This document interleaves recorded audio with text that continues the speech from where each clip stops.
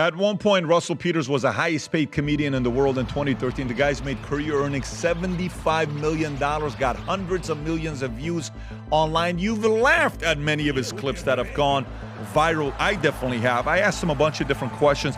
How much, for somebody that's families, how much has India changed the last 20, 30 years? More money floating around, nicer cars. I mean, the poverty's still there. Obviously, it's not going away, but the rich have certainly gotten richer. About the times he met with all these kings, dinner with the king of Jordan. What was that like? What's the craziest gift they gave him? I told him a unique story about a gift Arnold Palmer got once, the golfer. And then we talked about his daughter living in California, his 13-year-old daughter that came up to him at 11 years old with a very interesting story. At 11, she wanted to be a boy. I was like, baby, you're not a boy. You're not even remotely tomboy. You're very girlish. You're joking. Do you lose sleep over this? Does this bother you at all or not really? No, because I don't believe it. Most guys can't say what you just said. You lost 2 people due to economy. Don't tell me I didn't do anything for my people. I opened a complete industry for them. I'm good with Hurricane Jose. It's not the first Hispanic to blow me. See, that's the gift. That's the gift that just comes like this. Anyways, we had such a good time that the whole entire podcast, after it was done, laughing, cracking up, went to the house. We had dinner at Casa D'Angelo, then went out, had a cigar, had 2 cigars, went to the lounge. But I hope you enjoyed this next podcast as much as I did. I laughed. We had great conversations. We had exchanges. But I hope you enjoyed this podcast with Russell Peters. Did you ever think you would make it? I feel I'm so close I could taste sweet victory. I know this life meant for me. Yeah, why would you bet on Goliath when we got Bet David? Valuetainment, giving values contagious. This world of entrepreneurs, we get no value to haters. How they run, homie, look what I become. I'm the one. So listen, I wish the last 12 minutes was recorded because the podcast started way before everybody was ready. We've been laughing our asses off. I knew this guy was funny. I didn't know he spoke Assyrian. He's got a few Assyrian words. Right off the bat, it was Farsi. He just did Armenian. This is a guy that, if you follow comedy, I've been watching this guy for God knows how long. Very wealthy guy. He made a lot of money. He's made a lot of money. Matter of fact, if you need a loan, we're going to put a link below to the Bank of Russell Peters for you guys to reach out at a 40% interest rate with a great credit score. He'd consider it. But there's a lot we can say about him. You've seen him. You've seen him do a bunch of different things. Russell, it's great to have you on, man. Thanks, PBD. Yes. Peanut Butter and David. Peanut Butter and David. The first time I had PBJ, my wife made it because her name is Jennifer. Right. I'd never had PBJ before. Somebody says, so are you guys ever going to date or no? I said, when we get back, we'll figure out something out. Then she made me peanut butter jelly. I'd never had it here. Did you like it? 30 years old. It was good. First one I ever had. What's funny is I don't like peanut butter. I like peanut butter. Yeah. I don't like peanut butter and jelly. You don't like it? It's too much. Too much going on for me. My kids like it. Yeah, remember, my wife is white. What? So PBJ. I gotta go, guys. This podcast. Yeah, she's white. I know. I want to say right off the bat. I want to say right off the. But what I like about you is that's interesting is you don't discriminate. Okay. Armenians, you're okay with. Yep. You've had your fair share of Armenian experience. I have had. Right. It was a good experience. Was it? It was a good experience. Is there any disclaimer about the cost of living when you date an Armenian, or is it relatively the same? Because I have as well. I'm just wondering from somebody with experience. The Armenian I was with, no, she was very easy to deal with. She was not a problem. I was the problem, if anything. You were. What are you gonna do? Okay. And then you have Honduras as well, apparently, right? That was a Miss Universe. Yeah. Well, my son's mother. She's a Jennifer as well. She's a Jennifer as well. Yeah, she was Miss Honduras. Miss Honduras. In Miss Universe in 2012. Now, but this is pre-modern day Miss Universe. You got a question. So you're part of the safe era of Miss Universe and Miss. Is it 2012? I think no, they hadn't gone too safe yet. Really? I think maybe a couple of years out. But I remember her telling me about meeting Donald Trump and said he was very nice and very respectful. Right. So I was like, I guess what I'm talking about is nowadays. I see what you mean. Yeah, I know what you mean. You have to double check now. Yeah. But you're part of the safe community, It's like that story of the guy who throws Viagra in a girl's drink and if she gets an erection, then she's not the one for him.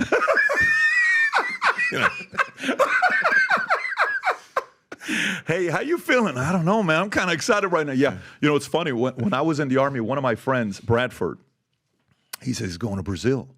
I say, it's his dream. So he saves this money. He's going to go to Brazil. In Army, you don't have a lot of money. So you save $5,000, $10,000 to go to Brazil.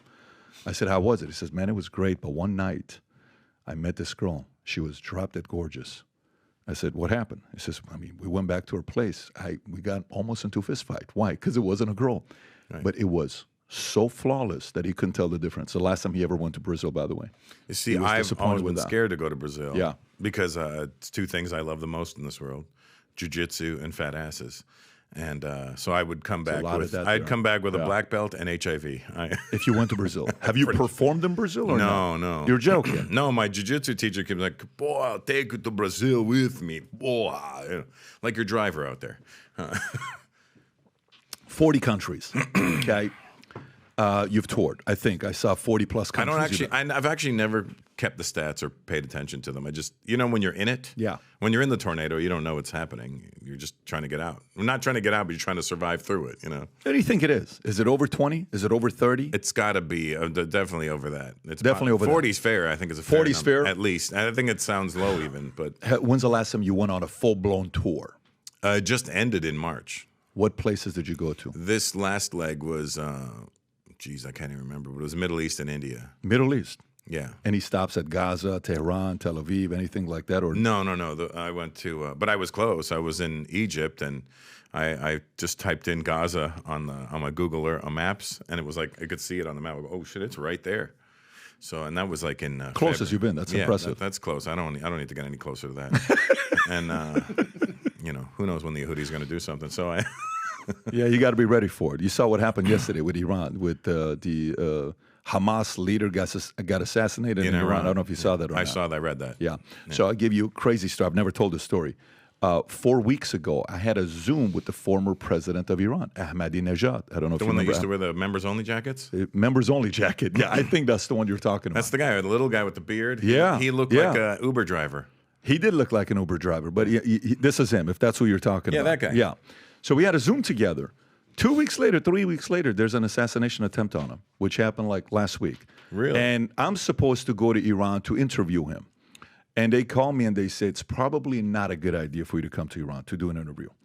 And my wife agreed, and my family agreed, and we're probably. I just met you, and I agree. Yeah, well, I appreciate the love, man. I mean, it's a lot of respect and love from you. By the way, all these places you perform comedy.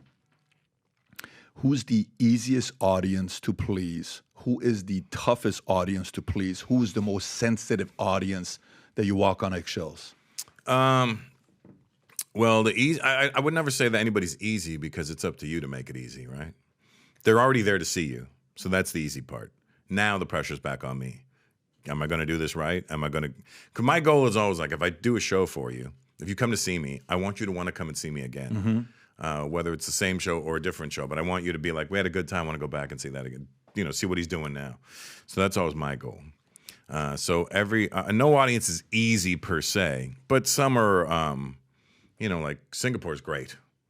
I go to Singapore, but I'll never phone it in for any of these places, even if I consider them easy.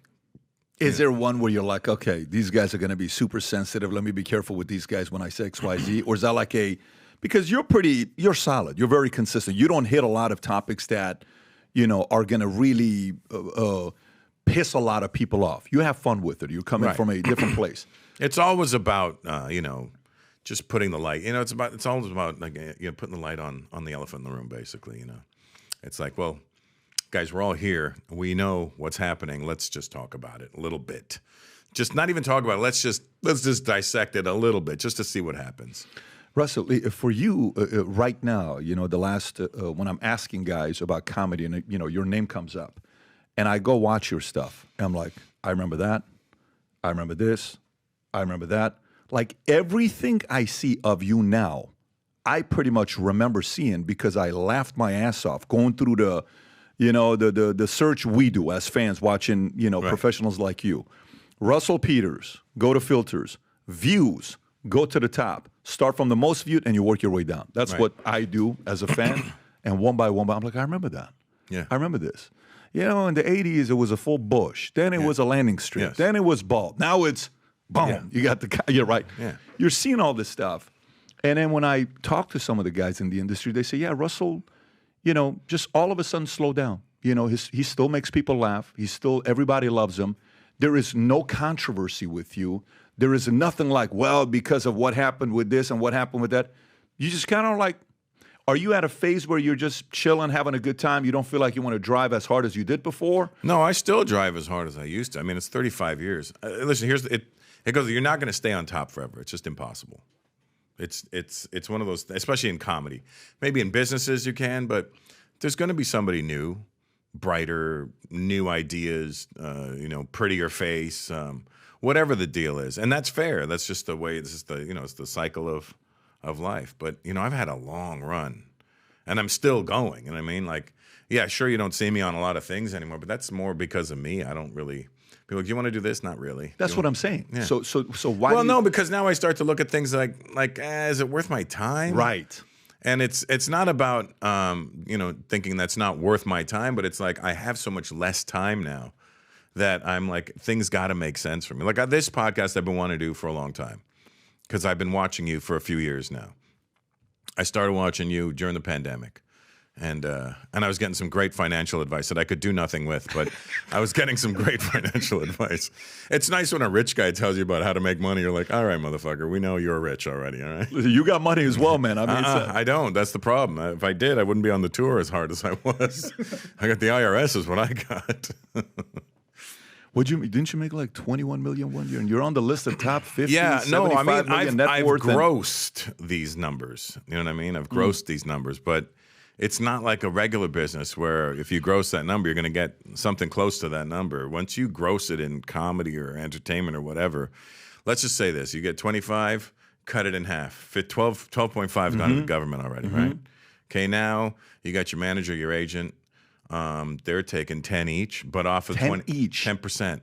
Each? Yeah. Off of the 25, now not you're off at 10 million. Not off the 25. 7.5 million. Right, and then you got your accountant who's taking maybe 5%. You're by the time it's done, you're like, I barely cleared $6 million. You know what I mean, it's still a great number, but it's nowhere near what you had in the beginning. Yeah, but I mean, how many guys make 25 in a year to be able to net 6 million? So, if a great comedian is making 5 million a year. Most of these guys live in New York or they live in California. Now, Rogan obviously created a new revolution where Austin's becoming a comedy town to be in. You're saving your 13.3%, whatever. Yeah, Joe's the Pied Piper of comedy. Right. Yeah. He is that guy now, right? Yeah, absolutely. How long has he been that guy in this space? Well, listen, I started doing Joe's podcast when it was in his house. It was in his house in Bell Canyon or something like that out there in California. And the room itself was tiny. It was like, it's smaller than if you put a wall here, it'd be smaller than that space. It was like it was just a tiny little box right beside his garage. It would be me, him, and Red Band. It was on Ustream, and I would go do it there. And I did every iteration of his podcast, wherever he moved it to every time. And listen, his overnight success is not overnight, but is he ahead of the game? And is he he's really smart and really intelligent and very well read and open to changes and open to ideas? Yes, he's all of those things. And, they'll paint him to be whatever they want him to be. He's this, he's that. I'm like, I've met people like who don't know him like, oh, he's such a, I go, he's not at all like that. He's this, he's definitely not like that, And when they started calling him racist, I was one of the first people to go defend him. I remember that. Because he's just not. You have to be stupid to be a racist, I think. A certain amount of ignorance has to get involved with that. When's the first time you met Joe? I met Joe maybe about 15, 16 years ago. 15, 16 years ago, he was just, UFC had been around for a few years, right? His podcast is going. No, podcast hadn't started yet. When did Joe start the podcast? So you met him pre-podcast. He started in 2010, I think. Got it. Podcast, and I started doing it in 2010. Got it. Yeah. So pre that. So when you meet all these comedians, all these guys, what made Joe different than everybody else? Well, I used to box amateur as a kid, and I did a little jiu-jitsu back in the day, and I started doing it back again now. And so Joe and I connected on the combat sports because we're the same guy in that we don't like team sports. I don't know. I don't like team sports at all. So that's just too much for me to watch. I got ADD. Why do you need 15 people to catch one ball? Just like catch the ball and you chase that guy. I asked him, I said, do you follow any sports? Nope, no sports, nothing. Yeah, he's right. He's just purely. So, okay, so pot started when? Do you remember 2009? 2009, no. Brian Redband. Yeah, and then Red boom. Band started it. Okay, so but what made him different? What made him different than everybody else? For him to keep continuing to rise, and now it's no longer he's a comedian. It's no longer he's a UFC announcer. It's no longer it's. What does Joe have to say about XYZ? The world wants to know what Joe has to say. Did you see that evolution taking place? Like, did you at the beginning say, this guy's going to blow up and this is what's going to happen with him? I didn't see any of that coming. Okay. I thought it would be, I knew it would be successful because he's a very, very hard worker. He's very diligent. But I think we live in, I talked about this with him on one of his podcasts once, that people are waiting for people to tell them how to think nowadays. People are programmable now, and they're waiting to be programmed by people. And their thoughts and their opinions are being swayed by who's the most believable person to tell me this information. And because Joe's a comic, Joe is also a no bullshit artist. He'll call bullshit on whatever needs to be called on. Mm-hmm. And most people don't do that for fear of whatever backlash they may get. But when you're a comic, you have the freedom of speech. And that's what we're always trying to defend is like, do you like what this person said? No, but that's their right to say it. And that's what we need to maintain, especially in this country. And we're getting to a weird place where you can't say certain things now. And I'm like, how is that fucking helping us? Yeah. Well, I mean, you're from Canada. Now you live in L.A., right? Is that 18 years. 18 years in L.A. And yeah. And you bought Robert Kardashian's old house, if I'm not mistaken. I did. Right? It's for sale right now if anybody wants to buy it. In Encino. Encino. 5.6 million is I think I saw when you bought when that. I bought it, yeah. When you did buy it, did you ever like go in the backyard and you said, look, let me see if I can, because OJ had been there and a lot of... Well, that's where the chase started. That's exactly what I'm saying. So did you ever go in there like looking for gloves? Yeah, or but looking here's for backpacks and briefcases? And the guy who sold me the house is the developer. So he bought the original house and tore it down. He said he found some wacky stuff. Did he? Did he tell you He what? didn't find any like gloves or backpacks, but Yeah. he's, there was like rooms that were hidden. You know what I mean? Like a dungeon room kind of Seriously? thing. Yeah. He said he goes, I pushed this wall out and it was a fucking dungeon back there. And I was like, really? And he was like, yeah. Robert? Dungeon room? Hey, man. Wow. Who knows what guys are into? I mean, it is what it is. Yeah. And what did he say anything else? Like, did he find any other sex No, tapes? he was looking for all that. He was couldn't hoping to it. find all that. Yeah. Got it. Yeah, I mean, listen, there's a lot of stories. You ever seen the video clip of when Robert goes into the house, puts up the stuff in the briefcase and walks out and nobody's... You ever seen that clip? Yeah. He walks in, walks out empty-handed. Walks in. So what do you have? No, nothing. I'm just grabbing some basic stuff. And because he was Robert, nobody said anything And to he's him. a lawyer. Have you seen this clip, Rob? Can you find this clip? He just walks in. Did you ever meet him? Did you ever... No. He died. When did he die? I know he died a long time ago. He died a while back, but you've been. I've met Chloe and Courtney, but I've never met Kim. You met Chloe and Courtney. Yeah. How were they when they saw you? They were very nice. You. Yeah. No, they didn't know who I was. Get out of here. No, it's funny because I'm friends with Tristan Thompson. Okay. Because he's from my hometown, Brampton, in Canada, and I was at this birthday party, and Chloe and Courtney were there. So I texted Tristan. I go, "You and your baby mama okay?" He's like, "Yeah." I go, "I'm at a party and they're here." He goes, "Go say hi." I said, "All right." So I went over. I go, "Hey, I'm friends with Tristan." She goes, "Oh, hi, nice to meet." They were very nice. I can't say anything bad. They were very sweet, very nice, and I guess that's why they're where they're at, because they know how to play the game. Even if they don't like you, they'll be nice. You know what I mean? That didn't even give me a reason to not like me, but they're professionals. Yeah, they know what they're they've doing. done. The way they got up and nowadays. Well, in all fairness, it's the way Ray J got up. Yeah, well, he got up. Apparently, he got up pretty big. Is when he got up. Yeah, I mean, some rumors. It was have impressive. It was impressive. Yeah, some rumors have it that. I like that you act like you've never seen the video. Fucking pervert. That's the middle name is not Bet. It's pervert. It's pervert Bet David's podcast. Listen, man. I've had many Indian friends, and they're qualified perverts as well. Just to let you know. Listen, there's a reason. There's a reason we're the largest population in the world. It's not by accident, guys.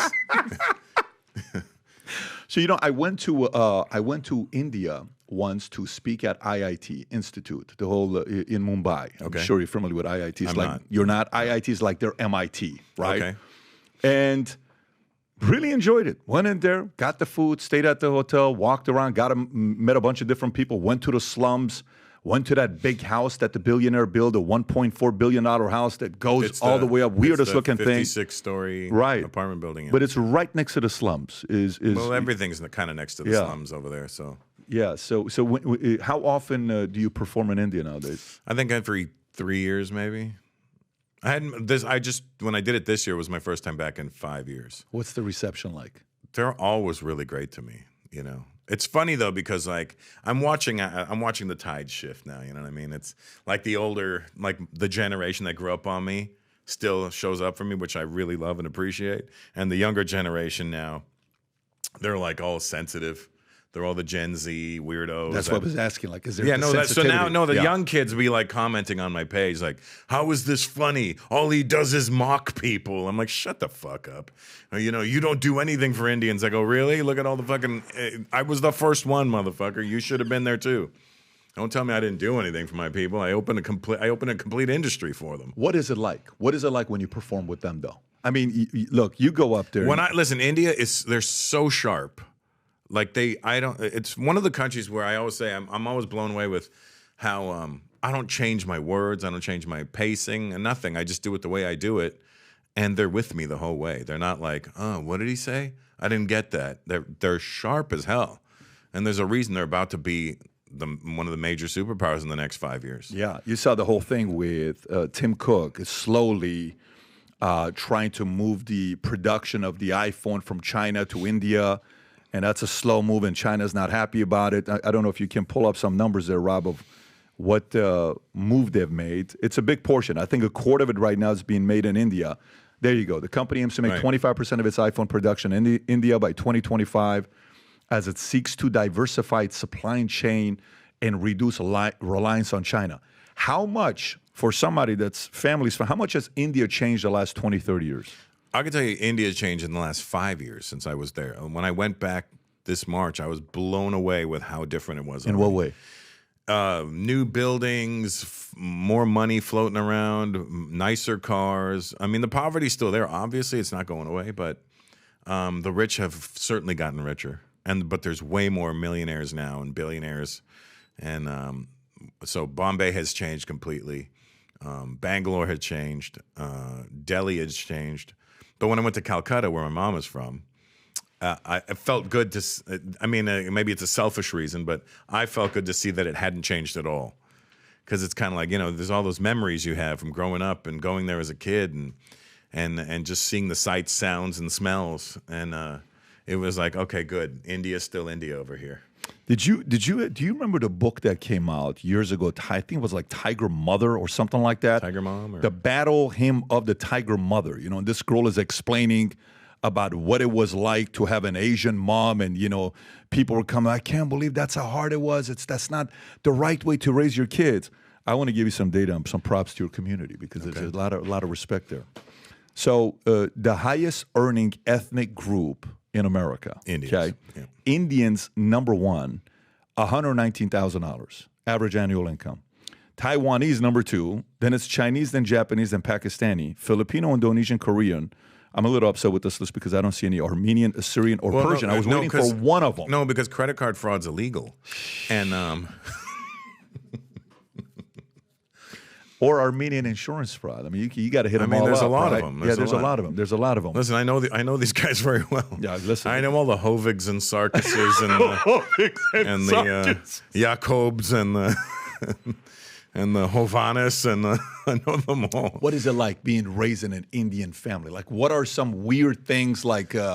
You hear stories, whether it's the discipline, you better grow up to be an engineer, you better grow up to do this. What is it like? So for me, the type of Indian my family is, when Indian people meet me, they go, what are you? Are you this? Are you that? I'm like, how well do you know Indian history? Like, pretty good. And I go, do you know about Anglo-Indians? They go, huh? And I go, you don't know shit about Indian history then. And we're products of the British being there, my bloodline. And so we're basically half-breeds and the same half-breed kept marrying the same half-breed over and over. Not the same, not related, but, a little bit of incest going on, but I get it. It's totally fine.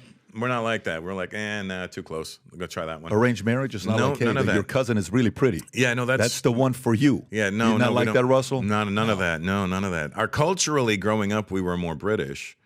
even in India. So when I would go to India as a kid, everybody spoke English in my grandmother's house, and everything was kind of normal to me. And then when I'd go outside and I'd meet the regular Indian kids, and I didn't know the difference, but I was like, oh, you guys don't do this? That's weird. Okay, that must be just us.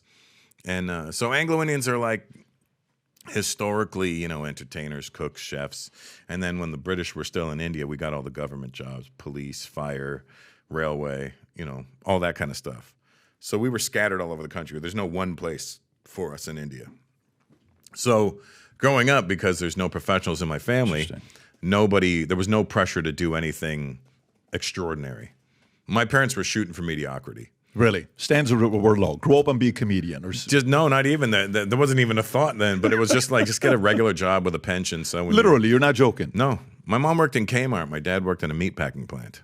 Well, I mean, first when I came to America, Kmart was a big deal. I mean, yeah, but my mom didn't work in head office. She worked in the cafeteria. Got you. You know what I mean? Yeah, got it. So, so financial literacy was never something I learned, and hence why, you know, I did dumb things when I got money because I had nobody guiding me with that. What's the dumbest thing you did when he got? Shaq talks about when he got money, he went and bought 3 Rolls Royce or something like that. Yeah, What's I did dumb things like that. Yeah, not 3 because I didn't have Shaq money, but he needed 3 to glue together so he could have one to fit him. That's right. Well, he needed 2, 1 for each foot. Well, you remember the first time you met Shaq? I have. You know what's funny is I could say I'm friends with Shaq, but we've actually never met. But we've spoken on FaceTime a bunch. Okay, the first time you meet him, I brought him to an event. My kids hadn't met him. My Shaq and my youngest son, they FaceTime. He's 10 years old. They hit it off. When I did the interview with Shaq, if you can pull up Shaq and David, the interview, it's that one right there, and just go to the middle of it. Right there, look at the pause right there. So that's me. Mm-hmm. Dylan decides to sit on my lap because Dylan and Shaq hit it off backstage. Shaq says, hey, I want my Dylan to be here. He says throughout the entire interview. First time my kids see Shaq, I mean, you go like this, you're like, yeah, he's a mountain. This cannot be real. Right. Size 24 shoes. I'll tell you a funny story about that. I was on FaceTime with Shaq. Yeah. Because one of his best friends, Chicago, was a good friend of mine. So I talking to Shaq, and I go, you know, Shaq, when my dad was alive, he always said that he wanted a pair of your shoes to keep at the front door in case somebody broke into the house. They would see those shoes and leave, right? And we laughed. And then a week later, one of his shoes showed up in my house. He mailed me one. That's the kind of guy he is, though. You know, he's a sweet guy. He's a thoughtful guy, and he pays attention. Yeah, he is. And he is sweeter behind closed doors than maybe on camera. When you see him, you're like, one of the things that Kobe said about Shaq, he says, the thing about Shaq is not just a big guy that's a pushover. He's a big guy that will fight you. He's got the teddy bear side, but if you cross him, he has no problem fighting. He was one of the funnest guys to watch. Yeah, so going back, you were saying you made the money, you made some of those decisions, your family, you know, the expectation wasn't high, mom worked at Kmart, all this stuff. But people knew you were funny very early on. I mean, you knew, like, I think I read a story like early 90s or mid 90s, something happened where, you know, like, this guy can do something with the comedy. And then later on, your story with George Carlin, and then he invites you back 15 years later. Maybe tell us how the story. Let me clear that up for you. Yeah, because those were weird strokes. Yeah. Okay, started doing stand-up in 89. Okay. 1992, George Carlin was always my idol, always. Like, George and Eddie Murphy, basically the 2 top guys for me. And so 1992, the Blue Jays win the World Series. Everybody's driving up and down. Joe Carter. Everybody's driving up and down Yonge Street in Toronto. Yep. And we're partying, you know, not partying, but like screaming, making noise, honking horns, driving slow. And I'm walking beside my friend's car. That's how slow it was going. And I see this old guy with a beard, a white beard, and a ponytail walking towards me, and I elbow my friend and go, ha, that guy looks like George Carlin, thinking I'm being a smartass. And when he walks past me, just to be a smart-ass kid, I go, how you doing, George? And he goes, how you doing, kid? And I was like, what the fuck? You're joking. And I was like, what? And I ran after him. And I groveled and walked him back to his hotel. And you're 22 years old at this time. Yeah.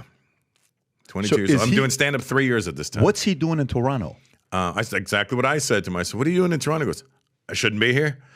And he never really answered the question, but maybe he went to the game. I don't know. I think he was a big baseball fan, so he might have gone. But I fell out of myself. I couldn't tell him everything about my life enough. How long did you have with him? I had maybe like a 8-minute walk with him. That's plenty. Are you kidding me? And I was telling him, and he was like asking for advice, and he was giving me some great advice that really helped me. What did he say? He said, get on stage as much as you can. I read every that. day, anywhere you are. If you're at a bar and there's a band playing, they take a break, ask if you could do 5 minutes. Doesn't matter if you kill or bomb. Just go do it. The more you do it, the more you understand it. And killing and bombing are the same thing as far as he's concerned. You kill, you don't learn much. You bomb, you learn a lot. But they both feel like something. You know, so then you cut to 2008. When did he pass? 2008, right? Yep. Yeah. So about 10 months before that, yeah, that's right. Yeah, not even 10 months. Maybe about 8 months before he passed away, I got a call from the Comedy Magic Club in Hermosa Beach. And they're like, hey, George is coming in this weekend to run his new set. And we know you're a big fan. Do you want to be on the show? And I'm like, absolutely. And they said, okay, great. You can open for him. I go, who's hosting? And they said, we got somebody. I go, I would love to host because I would love to introduce him. And they said, no problem. They moved it so that I hosted. Get out of here. So I introduced him. My eyes started filling up with tears and my chin started quivering. I was like, oh, shit. Am I going to fucking cry in front of George Carlin right now? Did you or no? No. I cried in front of Norman Lear, though. It's so weird. I won't cry if you die, but I'll cry if something. If I meet you and I'm excited, all my happy memories come back. You know, I'm dyslexic with my emotions. Somebody dies, I feel bad, but I don't shed a tear. But if something good happens, I'm more likely to cry. So how was it when you introduced him? What was the experience like? I told the story about when I met him and blah blah blah. 92, yeah. you know. And then I said, and I even in '92 I said to him, the last thing I said to him was, "Hey George, maybe we'll work together one day." And he said, "You never know, kid. It's a crazy business." And there we were, 8 months before he passed away. Later. 8 months. And who else was at that event? I don't care. I don't even remember. I just knew that it was me and George that night. Was that it? Like, was that when in 08, when you hosted, was that where the breakthrough came or not yet? No, I'd already broken through. That's why I was already. Are you like in 08, what kind of money are you making? I'm making a few $1 million a year. Oh, no shit. Yeah, I was already doing arenas. Okay. I was already doing arenas that. But you were time. number one in 13, though. You're at the on top of the world in 20. Yeah, I'd still, I started doing arenas in 2007. Wow. And so here we are 17 years later. I'm still doing arenas. So when somebody says, oh, I don't know what he's doing now, I go, fucking 16,000 people still. So maybe I'm doing okay. You know what I mean? Like, yeah, maybe I'm not on your mainstream media, but that they don't like what I say. You know, they're so scared. America's so scared of race that even if you talk about it in... The only people who, like, when I make a joke about, Armenians, Assyrians, or Persians, or whatever, they all like it because they know that it's coming from a place of, I acknowledge you, and I know a little bit about you. Yeah. And I'm not giving, like, the dumb broad strokes, I'm giving you the inside throw a little bit of inside details so you know, okay, he gets it. But the powers that be don't understand shit about the rest of the world. They're just so focused on, we got to make sure nobody's feelings are hurt. Well, your feelings are going to get hurt in life, and they should get hurt in life. Otherwise, you're not going to understand pain properly. When did you see that flip happening, where it was like sensitivity went higher? It went higher. 4 years ago, COVID, or was that prior to that? I think it definitely started just before COVID. I think what started with the Me Too stuff, and then it just spun out into the other stuff from there. And it's not getting better. It's become more commonplace now, so people don't pay attention to it as much. But it's always there, and it's annoying because it's unrealistic. It's about inclusion, but it's definitely not about inclusion. It's about being exclusively exclusive. You're not including everybody. If I say to you blah blah blah about me, and you have to accept that, and you don't, now I have to accept that you don't accept it. That's what inclusion is. We have now included ourselves together. You don't like what I'm saying, I don't like what you're saying, but we've accepted it, which means now it's inclusive. And when you get to the point where, like, oh, you don't agree with me? You're done. Well, then it's not inclusive anymore. You're fucking being exclusive. You think after the Brady roast, where everything was kind of on the table and it was great, right? Do you think that's kind of like bringing it back, or it's not fully back yet? No, it's bringing it back. And here's the thing: it shows you that people are fed up with bullshit. Right. You cannot have this tiny percentage of the population control what the majority is doing. That's just not how society should work. And it doesn't mean that we should negate that tiny percent of the population, but they shouldn't have as much say as they should. They do, though. I mean, they got a lot to say right now. Did you watch the Olympics opening? I saw your part about it. What'd you think about it? I mean, it's for me, it's funny. I'm an atheist, so for me, it was funny. I'm like, that's good, that's funny. I guess you're taking a shot at that, and it's funny, you know. But I don't understand what the Last Supper thing was about because it has nothing to do with the Olympics. It has nothing to do with the Olympics. It has nothing to do with eating or anything. It has. You know, it just, I don't understand what it's about. How old are your kids? 13 and 5. Are you okay if they see stuff like this? Like, look at the picture to the left. There's something hanging out of his shorts. Oh, I see that. Yeah, that's nuts. I don't know what that is. That's nuts.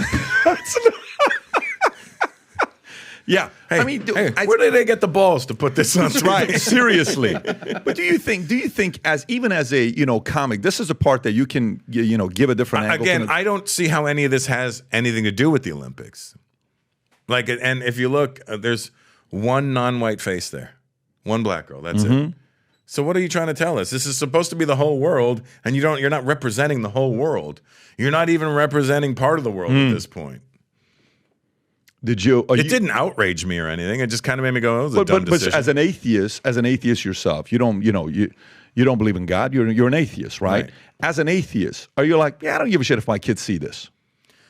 I mean, if they see it and they have questions, it's different. But if they see it, like it's not going to register to them.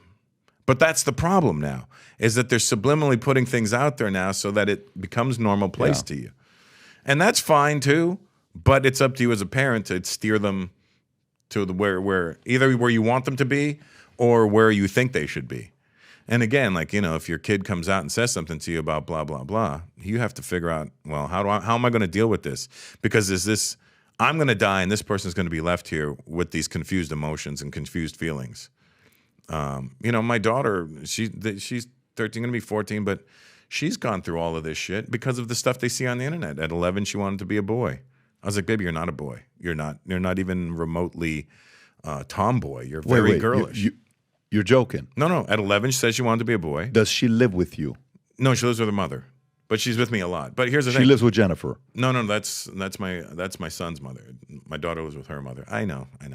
I called you a kuskash, but really it's me. Don't Google the meaning of it, unless if you're Iranian. Go ahead. Then you don't need to. So my daughter at 11, because of all the confusion, 10, 11. Yeah. All the confusion that they're getting fed on the internet, said she wanted to be a boy. And then she tells you this. Tells me this. And then I'm like, you're not, baby. I said, listen, if you were, I would say, yes, I understand. But I know you're not. And I don't know where you're getting this information from, but it's not good for you. I said, right now, you're doing basic math. You should be doing plus and minus. You're trying to do algebra. Wait till you get older, and if that algebra problem's still there, then we'll discuss it then. And then at 12, she says she's gay. No longer wants to be a boy. I'm like, great. This is great. She's gay. I'm good with that. Because the less penises, the better, as far as I'm concerned. And now she says she likes both. So, I think it's coming around where she's going to be straight by the end of it all. But the thing is, there's a stigma attached to being a straight human now. Like there's something wrong with you if you just tend to just drift towards vaginas or penises. You know what I mean? And it's a weird time for that. Russell, let me ask you. So when she came up to you at 11, she wants to be a boy. Then she likes girls. Then she's bi. Now she's bi. By the end of it, you're thinking she's going to want boys. Mm-hmm. Okay, she's going through it. Are you and the mother on the same page while she's going through this, or are you guys on a different page? No, we're working together on it. We work together well on it. However, there was things that happened during that time that I was like, why did you let that happen? Why would you encourage that? And I even told my daughter, these are not decisions that can be reversed, so we're not going to do that.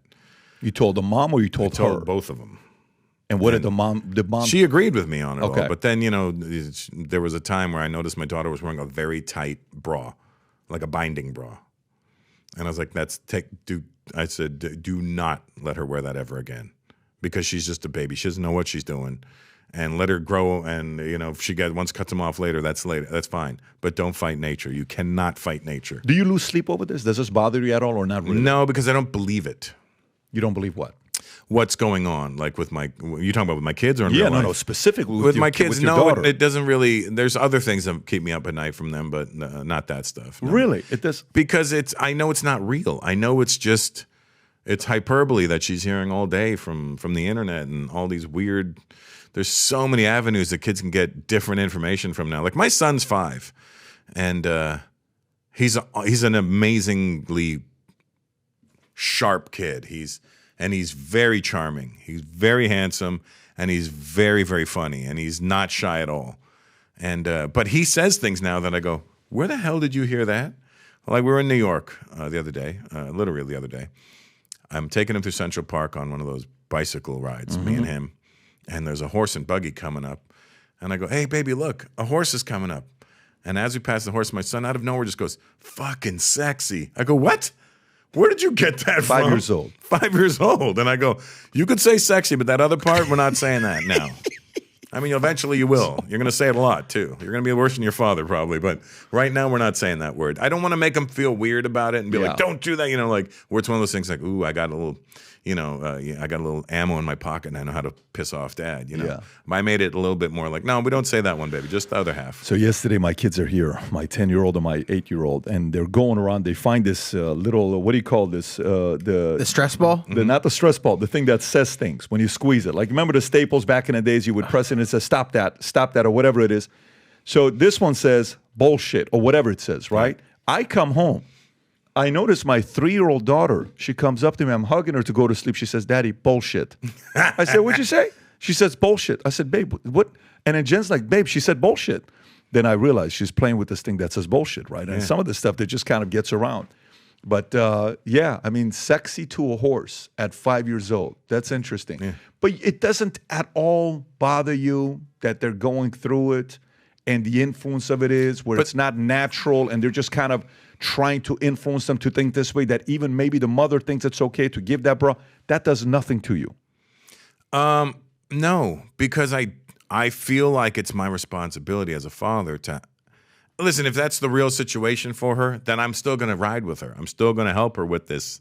I'm still going to be her dad. It's not. I even told my daughter when she said that stuff about wanting to be a boy. I said, I'm going to tell you this. You can be whatever you want to be, but don't be an asshole. I'm not going to raise an asshole. You can be whatever you want. You want to be a boy, you want to be a girl, you want to be a fucking monkey. I don't care. Just don't be an asshole. And I'll work with you. And I'll be your dad forever. How much of this you think it's is your daughter? I'm assuming she's also living in LA, right? How much do you think is the climate of living in California and in LA? Definitely, California is a problem state for sure. I mean, listen, I'm stuck there. I can't go. I can't leave, and I wish I could, but.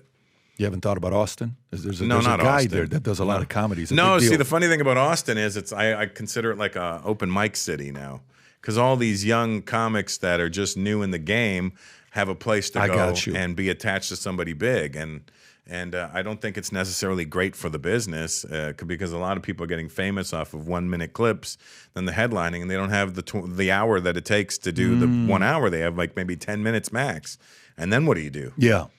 So are you performing 5-6 times a week just to like do what George Carlin told you? You're always working. You can't. It's like working out. You have to. You have to. How many times a week if you don't work out? Are you on the stage? This week just twice. I'm doing 2 shows. Then next week I've got 8 shows. Next week I'm doing a movie and then 8 shows. And so I mean, it's just, you got to continuously work. Is it all in LA or no? Yeah, those are in Irvine at the Improv there next weekend. Yeah, so that makes sense. So California. So you got what? Is it New York? Is now New York one? Then California? Is it California, New York, Austin? Is it those 3? For comedy, I would say New York is always going to be number 1. New York's always because good. New York always produces the best comics, and that's where I became a better comic, was in New York. There's just so many good comics out there now, and there's a lot of good comics now. There's a lot of really good comics now. There's a lot of really shit ones too that are getting work, which is it sucks for the good comics who don't have the quote unquote following. You know, there's so many really funny guys that just I watch and I go, Jesus, I really got to step my game up. But isn't that going to filter itself out? Like if you're not a good comic, Eventually. the market's going to filter you out. Yes. Eventually, but that's a process too. It doesn't happen overnight. Are there people that have done over 10 years of being in this business with still behind closed doors? Everybody said, that guy's pretty bad at what he does. Oh yeah, there's plenty of them. And you know who they are. Like when you meet comics, any city I go to, I tend to let the locals go on stage because it's a full house. It's not really, they don't really get that opportunity very often. And most headliners that come in kind of shut off to everybody. And I never wanted to be that guy. I've always wanted to be like more gracious and welcoming to everybody. So I come to your city, you hit me up, like, yeah, come on, do 5 minutes or whatever. And I'll listen. I won't listen to their act. I'll listen to the audience reaction. And then I'll ask them when they come off. Like if it's a quiet out there and the guy comes on, I go, how was it? Oh, it was great. I'm like, okay, this guy's never going to work. This guy's never going to make it. They're completely delusional and clueless that they fucking ate a dick up there just now. Yeah. And maybe liked it. Who knows? I mean, nowadays with... I mean, some guys are into, you never know. Comedic S&M, I guess. That's right. That's right. In these uncertain times, if there's anything we need people to believe the future looks bright. So if you've heard about me saying this mission to you, we're on a mission to get 1 million people to wear this gear. And this is what we're doing. If you buy one of these hats, there's a category of buying one hat, getting the second one free. If you haven't yet worn this gear publicly, go ahead and test it out. Buy some of the gear, wear it in public, and see how many people will stop by and say, you also watch Valuetainment? You also follow PBD Podcast? I do too. Place your order. Go to vtmerch.com, click on the link above or below, place your order, and represent the VT and the PBD Podcast gear. Who did you see? Did you see anybody that was opening for you that was a nobody, and all of a sudden, boom, you're like, holy shit, what was that all about? And they were no name. Well, Matt Rife used to open for me. And what year? 2018. Did he use your model? Because you were one of the first guys on YouTube that you put your special blue I never put it out there. It just somebody else did. So it's not even on your own channel. It's not. No, I have my own channel now. No, I know, but it wasn't on your own channel. It wasn't on my own channel. Wow. Yeah, I still don't have any idea how to work that social media world. You still got a couple million subscribers, though. Yeah, I'm doing okay there. But Matt Rife, listen, this kid, when he was opening for me, he was killing. So I always knew, and look at him. The kid's destined to be a movie star. Look at the guy. He's not. Yeah. I used to, when he'd finish opening for me, I go, give it up for Matt Rife. He's my favorite lesbian comedian. Because he's pretty, you know what I mean? And but I was watching him, and he was like, I remember he hit me up like, hey, do you think your agency would take a look at me or management? I go, yeah, I call my agent. I'm like, this kid's a home run. He's destined to be a star. I think you guys would be wise to sign him. Like, we don't see it. And I go, you serious? And then same with Theo Vaughn. I was like, Theo's also looking for an agent. Get out of here. I said, Theo's looking for an agent. Oh, my too. God. And they're like, nah. Those are two misses. And I'm like, and now, yeah, my agent came back to me a year ago and was like, can you introduce him to me? Next time you offer us somebody, we're taking him. And now guess what? My same agency signed Matt.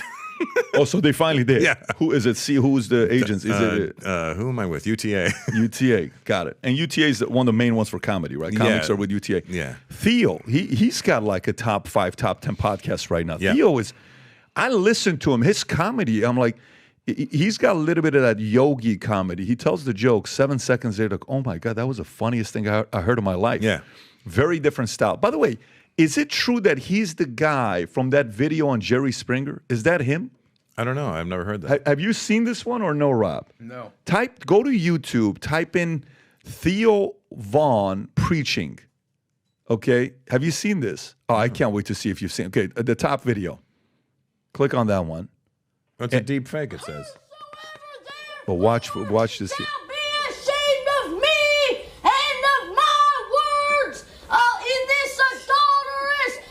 Does that look like a deep fake? That's a deep fake. It is a deep fake.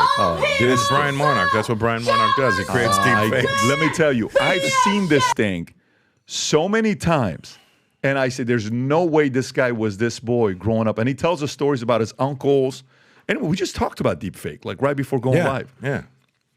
That's and it even says deep fake on it. But there's a, which one is it? What does that say, Rob? No, the one you just showed. Go back. What's the title on that one?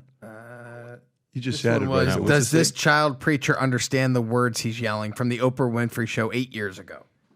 So there's no way there's deep fake 8 years ago. Okay, so that doesn't look like Theo. No, I got you. I got you. So they put the face on there. I got it. Well, listen, I fell for it because when I've seen this thing, I said to myself, that is hilarious for Theo. When's the first time he opened up for you? Theo never opened for me. Theo's always been his own animal. When's the first time you met him? Oh, shit, I met him years ago. I mean, I've been in L.A. 18 years, so I guess I don't even remember when I first met him, but, he was always a good guy. Always a good guy. By the way, do you have a podcast or no? I had one. What happened? I just got bored. I didn't do it the way you're doing it, with the lights and the cameras obviously I had cameras, but I was doing it in my backyard. I was taking the lazy route. You know what I mean? Rogan's the one that told me to start the podcast. And he said, when you do, I'll be a guest. I said, all right. Rogan was never a guest on my podcast. Fucker moved to Austin and couldn't do the damn podcast. Well, why didn't you, though? Why didn't you continue? Because I see a guy like you, like you'd freaking kill it doing podcasts. No, I think I'll bring it back or come with another idea for it because that one was just all the weight was on me on that one. And I think I work better when I'm talking to somebody and somebody we can bounce shit off of, Yeah, dude. This game of podcasts, the numbers came out the other day. I don't know if you saw the article or not. No. Wall Street Journal, what's happening with it? The top 10 podcasts, there's 5 million podcasts worldwide. Yeah, there's too many. 150 million total downloads ever. 500 million total listeners you're competing for. Yeah. 500 million. The top 10 podcasts, not top 10%, top 10 podcasts get 35% of the listeners. Yeah.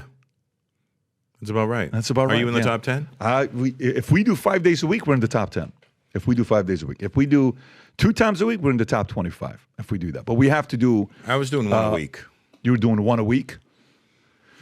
Yeah, but part of it is, that's why I go back to the question I ask you when I talk to guys. I'm like, you're like, yeah, I don't want to do that. Yeah, I don't want to do that. Yeah, I don't want to do that. Yeah, I don't know if I want to do that. I want to do this. I want to do that. You got to want to do a podcast to keep doing it. I want to do one that excites me, like one that I would want like how with yours, I can watch clips of it. I don't need to watch the whole thing. Right. There's bits that I want to see. Right. And then there's bits I don't want to see. Right. And it's not personal, it's just, that doesn't interest me at this time. So, but it allows the individual to pick and choose what they want to do. Yeah, exactly. I thought for sure you would be like, one format that works is finding a co-host, a guy that you just enjoy having a conversation. Yeah, with. that's the thing. I never had a co-host. It was just me. Listen, I'm sure you got a lot of contacts. I don't know a lot of people who got Wedding, which was Cedric the Entertainer the efficient of your... Cedric married me. And I couldn't believe, and then you had Bruce Buffer introduced. Who does that? So Bruce was a guest. And then Bruce goes, hey, do you want me to introduce you? And I go, well, you're just here as a guest, Bruce, but if you want to do it, I want to ask you to do that. Do you have the clip, Rob? Can you, this is, imagine, now listen, I don't know how you got Wedding, but how you got married, but this is how Russell gets married. Go ahead. This is the moment you've all been waiting for.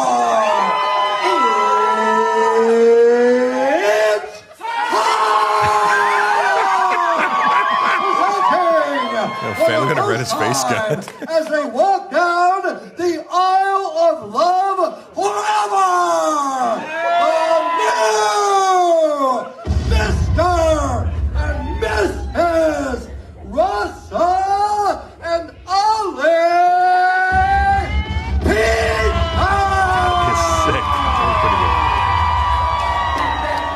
Yeah, so I mean, I was on the other side of the door listening really intently because I was like, "This sounds so cool."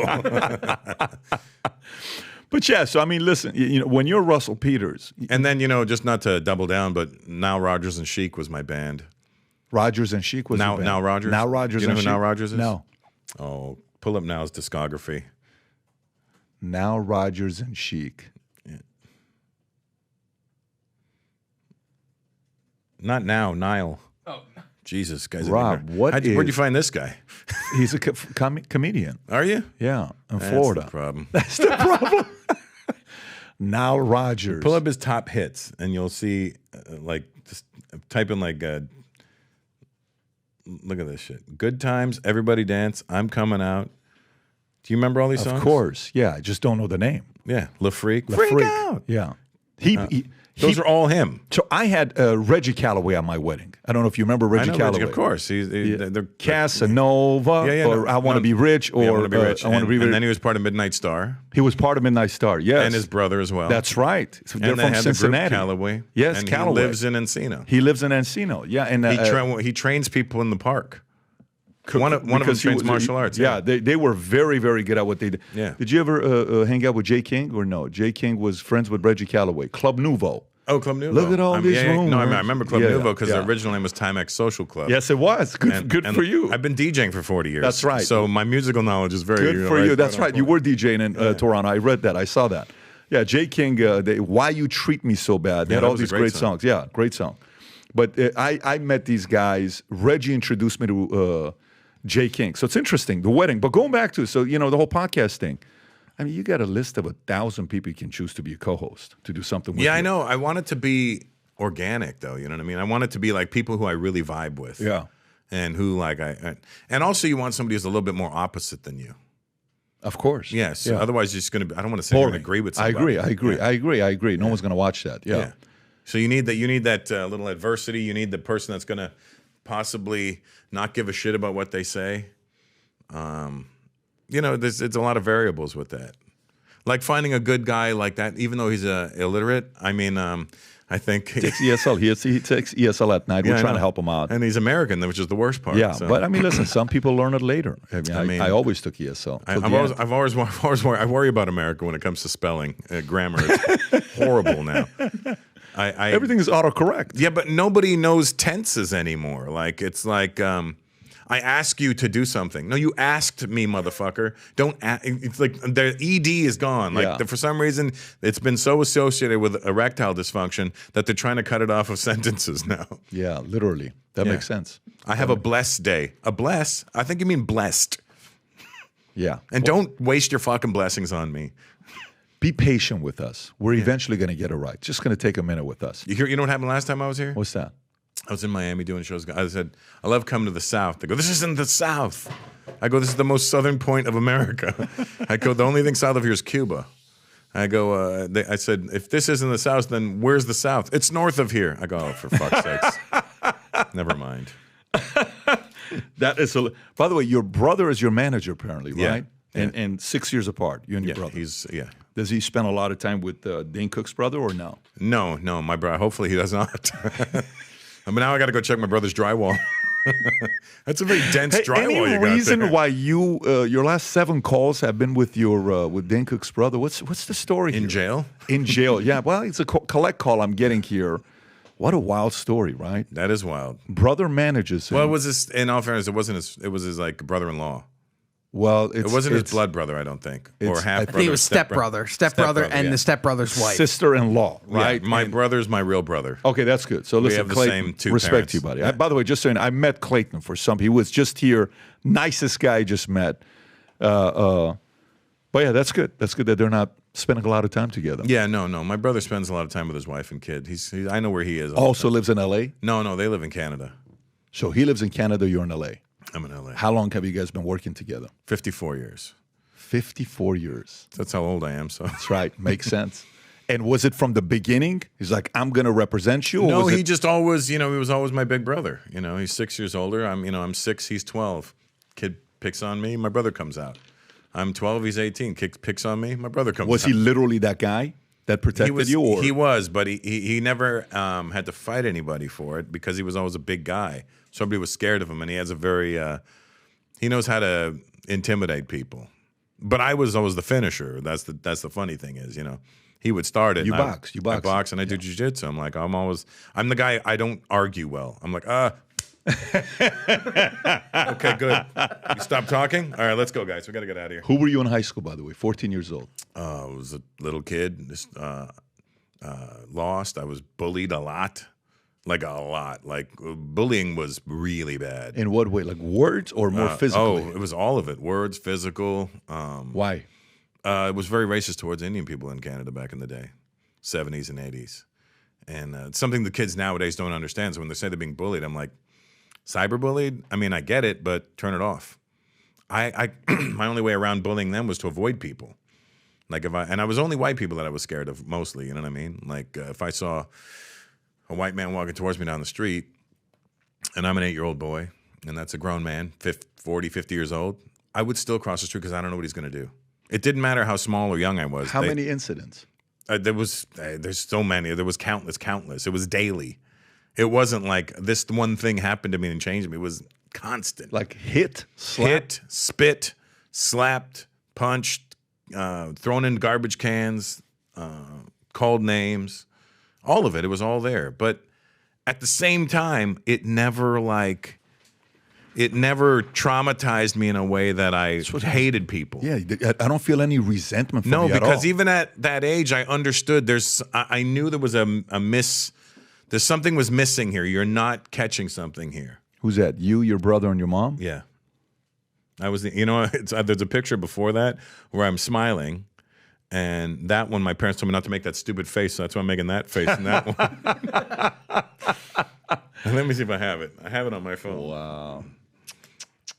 It's so funny because I look at that one and I go, oh, yeah, I remember that. I got yelled at for making a face. I think I went like, and then like, don't make stupid face. And I was like, right, fine. Zero resentment in you. None. Look, this is my face before that picture was taken. So that's crazy. So you didn't post that one, though? No. Can you zoom in on that? Rob, can you airdrop it? Airdrop it. If you airdrop it, Rob will pick it up. You turn it to all, Rob. You know how to work an iPhone? Mm-hmm. Do you know how to spell iPhone? Robert's MacBook Pro? Yep. There we go.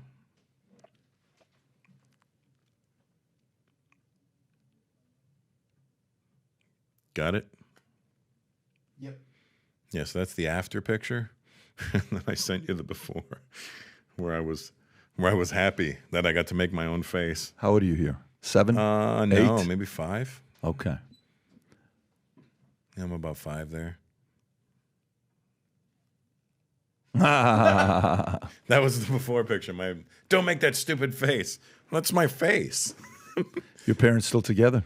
They would have been if my dad didn't die. But When did he? 20 years ago. 20 years ago. Yeah, but he'd be 99 now. So let's be honest, he wouldn't be here anyway. I mean, So natural. It was cancer, but Okay. And he was only 78 when it happened. So otherwise, he was healthy as a hog before. sudden. Was it a sudden story? It was came out? like 2 years and it was done. 2-3 Wow. years max, and it was full deterioration. What's the age difference, mom and dad? 16 years. 16 years. My dad was a year younger than my grandmother. Your dad was a year younger than My your mom's mom. Yeah. That's pretty wild. My family's very interesting in that, my mom's side is, if you were to compare it to something, they'd almost be brown trash. You know what I mean? Mom's side. Mom's side, grandma got pregnant at 14 or 15. That's normal back then. No, they weren't married yet. But I mean, you're talking about 80 years ago, right? Yeah, but still, it was kind of like, whoa, what's going on there, Nana? And then they had they had my uncle, and then she got pregnant right away with my mom. And so my mom and her brother were 10 months apart. You know what I mean? And then there's another uncle. They're all dead now, but How many total uncles you got? No, Uncles and aunts. I don't remember. They're all gone now. I don't think I got any left. Big family or no? I guess it was not a huge family, but when we'd get together, it would look like a big family because the whoever married who, then their side would come, and you know what I mean. So it'd be like a big thing. But no ancestry. No incest. No, we're not very those disciplined. People. Yeah. I don't think it takes discipline to not fuck your family. I mean, maybe in Iran. I don't know what you guys do over there, but You ever performed in West Virginia or no? I mean, there's some places that. Have I been to West Virginia? What's a big city in West Virginia? I've seen a lot of videos about West Virginia that have frightened me. There's a song Have you seen that documentary, The Whites of West Virginia? You saw it, Rob? Yes, it's about a family that has practiced inbreeding, right? Years, yeah, and decades. but their last name is White. It's not that's why it's called And the Whites. how did it work? Did it work out or Oh what? no, they're fucking mental. Seriously, Dude, the girl gives birth. We don't know who the father is in this, but she goes to the hospital, has a baby, and right as soon as she's had the baby, her sister comes in and she's like, "Oh my God, congrats, here," and does a line of coke with her. I'm like, what are you doing? It was either coke or meth, whatever it was, but it was wild. Yeah, the wild and wonderful Whites of West Virginia. And then you got the that soft underbelly. You follow that on YouTube. Mm-mm. He's got that other family. The what are they called? So you got Charleston, No, keep Morgantown, Wheeling. They're I think they're Appalachian. No, they're from Virginia too, and they're all inbred as well. Virginia or West Virginia? West Virginia. Yeah. Keep going down. You'll see. You'll know. I'll know as soon as I see it. They're a family. I forgot what they're called, but one of them talks like this. He can't speak. He just goes. The Whitakers. The Whitakers. That's Yeah. it. Yeah. The Whitakers. Yeah. It's wild watching them, and you feel bad I went to West Virginia when I was in the Army. And then to defend it. Well, we went to this. They're there. That's the real family. They're all inbred. I mean, they look normal. Yeah. You don't think? For That's a just horror like- movie. 42 million views. Yeah. Holy moly. Listen, when you pass an accident, you don't not look. I mean, that's pretty bad, though. People stare at disasters. That is pretty bad. Yeah, when we went to West Virginia, there was a Greyhound, like a racetrack. He's drooling in that photo. I see the. That's not for effect. Yeah. Well, this is why I've only been to West Virginia one time. Yeah, You know, maybe that's why I've never been. I think, Well, but on your tour, it said you're performing next week, though, West Virginia. 3 stops, don't you? Like in Charleston? I'm killing. killing. Charleston's in West Virginia? I thought I saw. I said the cities. Yeah, West Virginia has a city called Charleston. 49,000 people that live there. Wow, that's West Virginia for you. In West Virginia, when they get divorced, they're still related. That's the ironic part. I did hear a story about this family in West Virginia where the brother walks in on his sister and she's masturbating with a carrot. And he looks at it and goes, "Hey, that's disgusting. I was going to eat that later. And now it's going to taste like carrot." That is too funny. That is too I funny. like that Patrick didn't want to laugh at that. No, I'm I still got this. processing it. I told you, like, that's the thing with Theo sometimes. I listen to him like, okay, it's catching up. Ha, ha, ha. I just got it. So Hey, what did you do in the Army? I was a Hummer mechanic. That's what happens when you score 31 on your ASVAB. You don't become, You didn't get to military go to battle or intelligence. nothing? No, when I was in, it was just Kosovo, Bosnia, and the Honduras flooding. That's the only thing that was going on when I was in. 97 or 99 when I was in. And then I got out last minute. I lived in Iran when the war happened between Iran and Iraq. I was there for 10 years, but not when I was in the Army. That's you with the shaved head? Yes, me and the shaved head. Wow. Wearing an Ohio State sweater because I liked Eddie George, the running back. Where did you guys move to when you moved to America? Glendale, California. I mean, where Oh, else? of course am I you went to going? Glendale. have Of course you did. Why Yeah, wouldn't you for go to somebody Glendale? that knows this stuff. Yeah, you I know. was assuming Glendale, but I just wanted to make sure. But I was trying to give you the benefit of the doubt because I saw Ohio there. I'm like, No. maybe- I went to Glendale, California. Lived there for 6 years. Went to high school to Glendale, and then I joined the Army. Then I got out, and then I moved to Granada Hills, and then I lived in Granada Hills for a few years, and then moved to Northridge, to Woodland Hills, to Chatsworth. To not Canoga Park, but what is that place? I think it is. It is Chatsworth. And I moved to Dallas. Lived in Dallas 5 years. Plano, and I came down here 3.5 years ago. Fort Lauderdale. Plano's blowing up now. Plano is blowing up. That's Yeah. where the headquarters is for the Dallas Cowboys, right? Yes. Yeah, that's where last year I went to Raekwon from Wu-Tang Clan's wedding, and it was in Plano. Are you a hip hop guy? I'm very much hip hop. Who do you like in hip hop? I mean, I'm about the whole culture more than any one particular musical aspect of it. Like as far as DJing, breakdancing, graffiti, and all that stuff, I love all of it. Beat Street, Day One, like Beat Street. coming up. I'm part of Rocksteady crew. I'm an official member now. Really? Yeah, Crazy Legs made me an official Rocksteady crew member in December That last is year. cool. So I'm. That's I never got the invite. You know, you have to he be did it at special my to house. get He just it. brought me a sweatshirt. He goes, "Hey, you're official." And I was That's like, cool. All right. So That is cool. But hip hop, like, are you a East there's- Coast hip hop? Are you West Coast? East Are you? Coast all You're day. East Coast. all day, all day. So Biggie at the top Biggie's for my you. number one, absolutely. Who's your top 5? It would be Biggie, Big Al, a lot of bigs in this. Big Daddy Kane, Yeah. AG from Showbiz and AG, and Chino XL, who just passed away 2 days ago, was one of my favorite guys to listen to. But there's a lot more than that. Did but- Chino XL really die 2 days ago? Yeah, he passed away 2 days. Chino XL was in Hit 'Em Up. Well, Tupac took a lame shot at him. Yeah. Yeah, but Chino was a beast on the mic.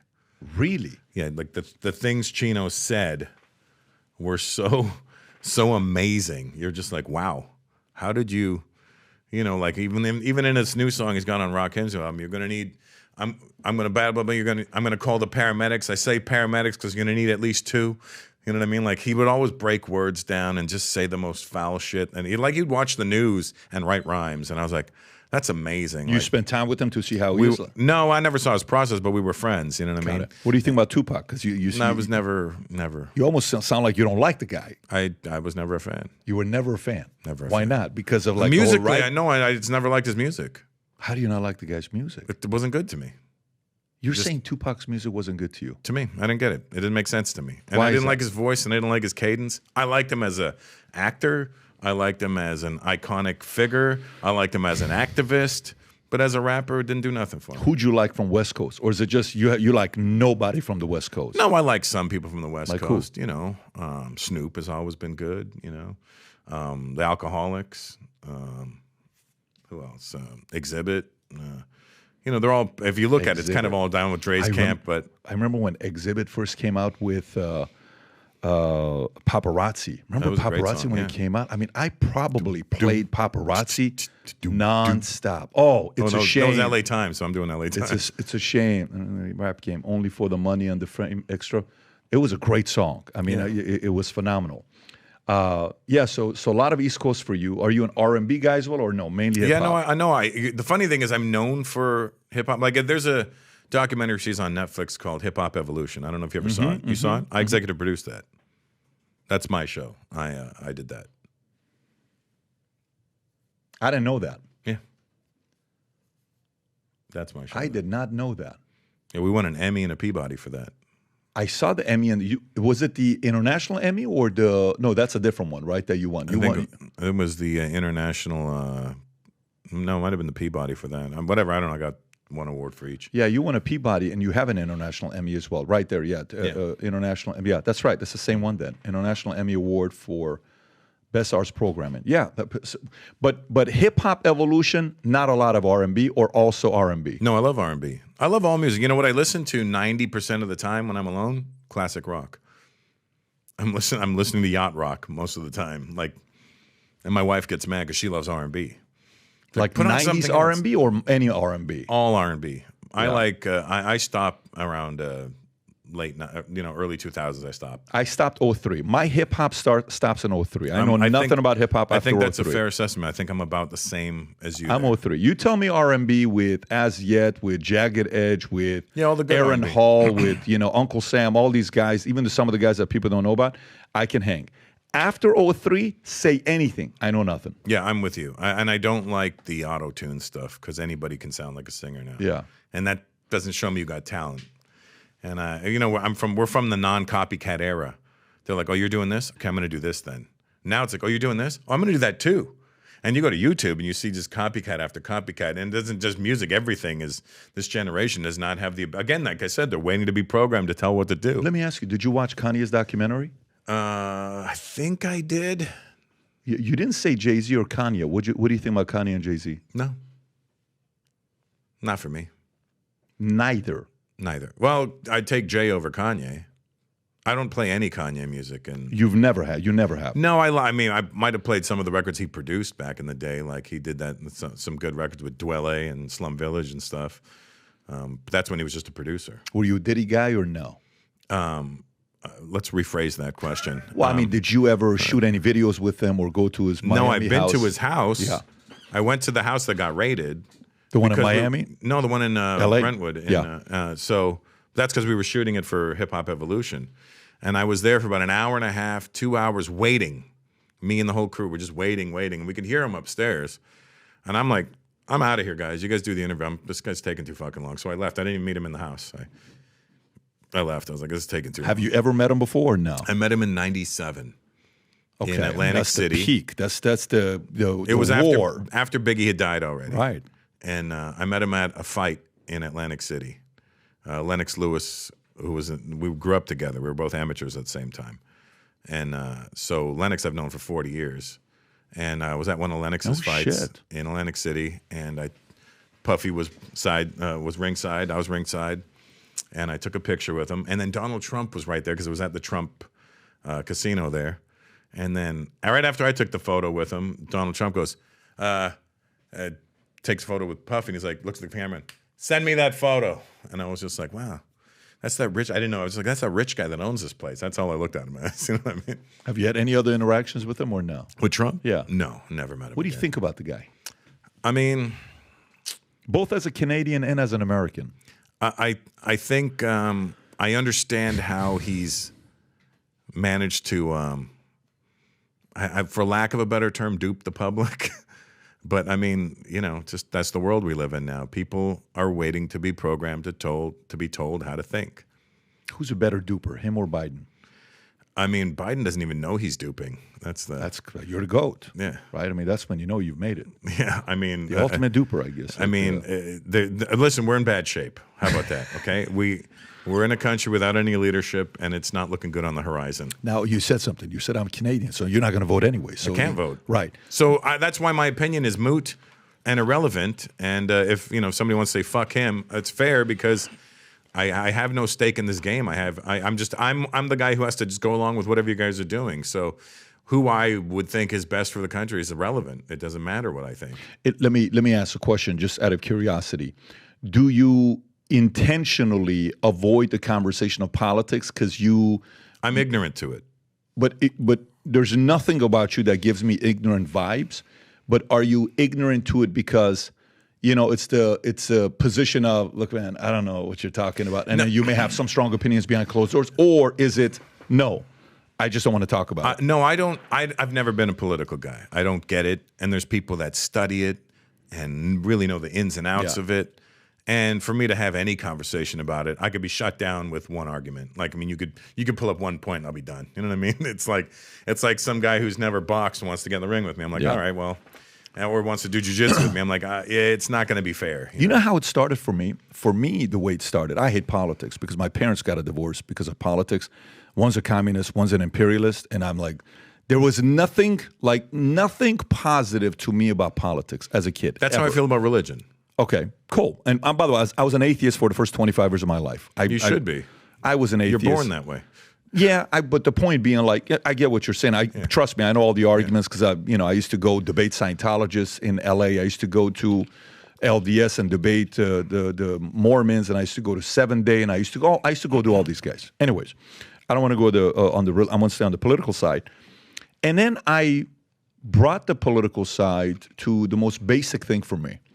So, for example, you said you make $25 million, they take 50% off taxes, then your agent and your manager take 10 points on the $25 million, so that's $5 million, right? So now you're at $17.5 million.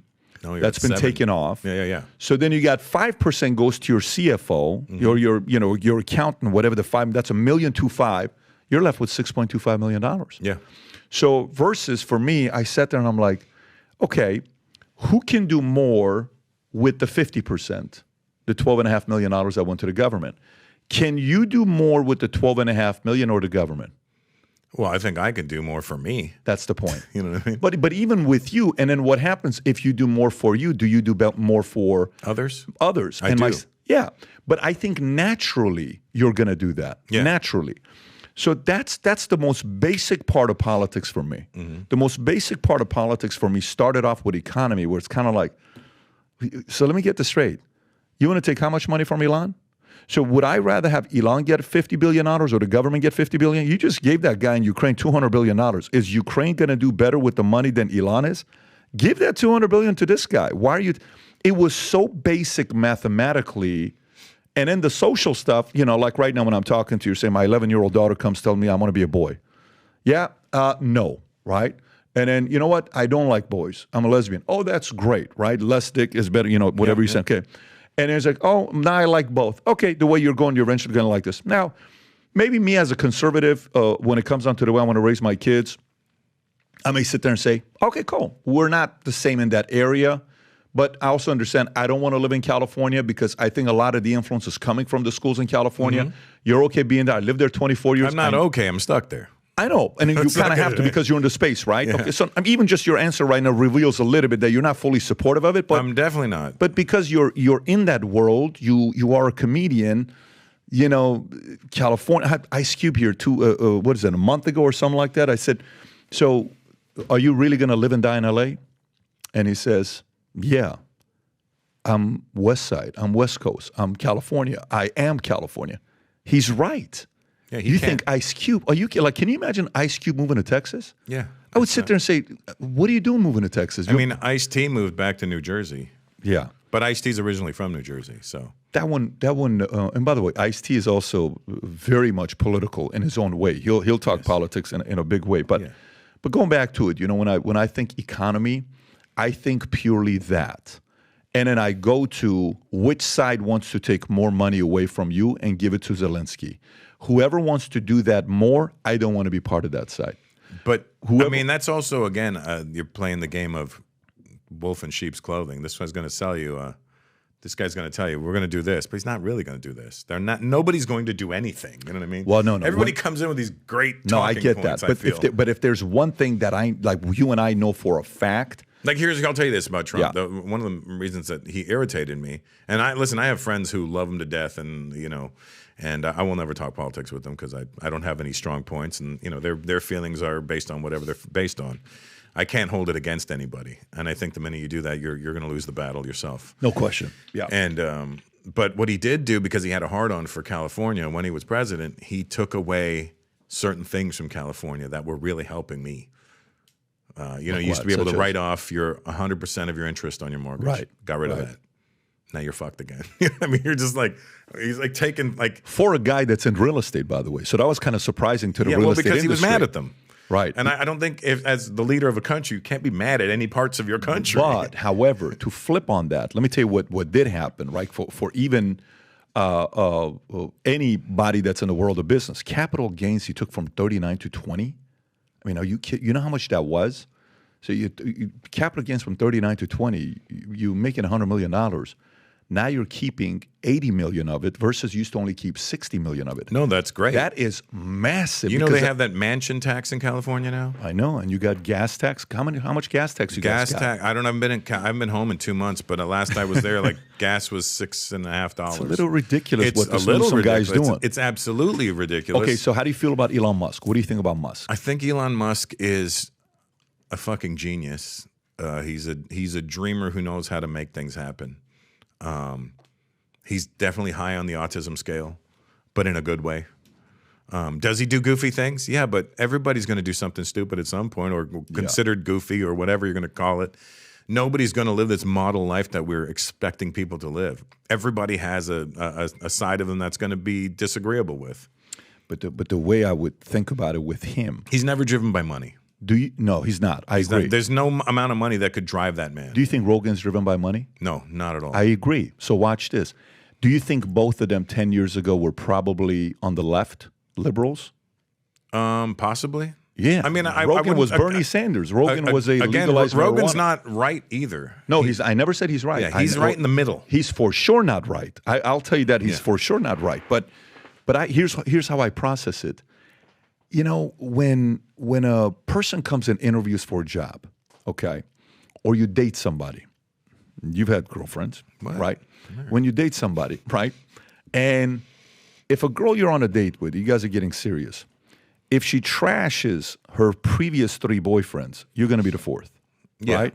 Right. If a friend of yours says, dude, fucking my boss is the worst I've ever had, piece of shit guy, really? You said that about the other guy in the mortgage company. You got to figure out when the common denominator is you. Right. Like I know, I look at all my past relationships, and I look at how they all started and how they all ended. Some of them us, some of them them. I would tend to say it was 99% me who caused them to become this way, because they didn't start off that way. They somehow they ended up that way. And I guess that I enabled that behavior and probably drove them towards that behavior. But let me tell you, man, most guys can't say what you just said. That's not an easy thing I have to say. no problem admitting when I'm wrong. But that's why you're likable, bro. This is like the part why there is nothing to not like about you. You're the guy that everybody likes because not online. People can't stand me. Well, maybe some of the people comment, "Fuck this guy. I hate this guy. I can't stand." I don't know, this bro. guy." Even right now, like people want to see you, hear you, all this stuff. But no, I'm going more from the standpoint for me when it comes down to the example I give about the 3 X's. Or the three, these jobs suck and it's all the same. Dude, how does Newsome lose Rogan and Musk? How do you lose those guys? Well, Newsome's terrible. Yeah, how do you lose? And then how do you? You know, a great drinking game is when you watch a Newsome speech and every time he says, you take a shot, you'll be fucking hammered within 3 minutes. So it's actually a pretty good drinking game. Yeah. If you want. That's what I always say that whenever he's talking, and so, I'm like, he's so good, though. I get it. You're a good-looking guy, but that's it. This isn't a movie. This is real life. So, that's the part. And he's Nancy's nephew? Yeah. Yeah. Relation. Obviously, there's no nepotism going on. There's no favor. And he's part of the Getty family, right? Don't jump to conclusion just because this is a very intellectual Californian that he's loved by the people of California. No, he's definitely not. This guy lost $1 trillion of money under management that left the state of California last 4 years. Yeah, and he's done nothing to make people want to come back or stay. He's making it worse. But that goes back to the idea of when you're saying Trump versus, Kamala or any of this stuff. To me, it goes basics to economy. You lost 2 people due to economy. And Elon Musk, he says, I got a vengeance to get back to these guys. Because what did he say about his losing his son? What was he said he's dead to me. What's the word?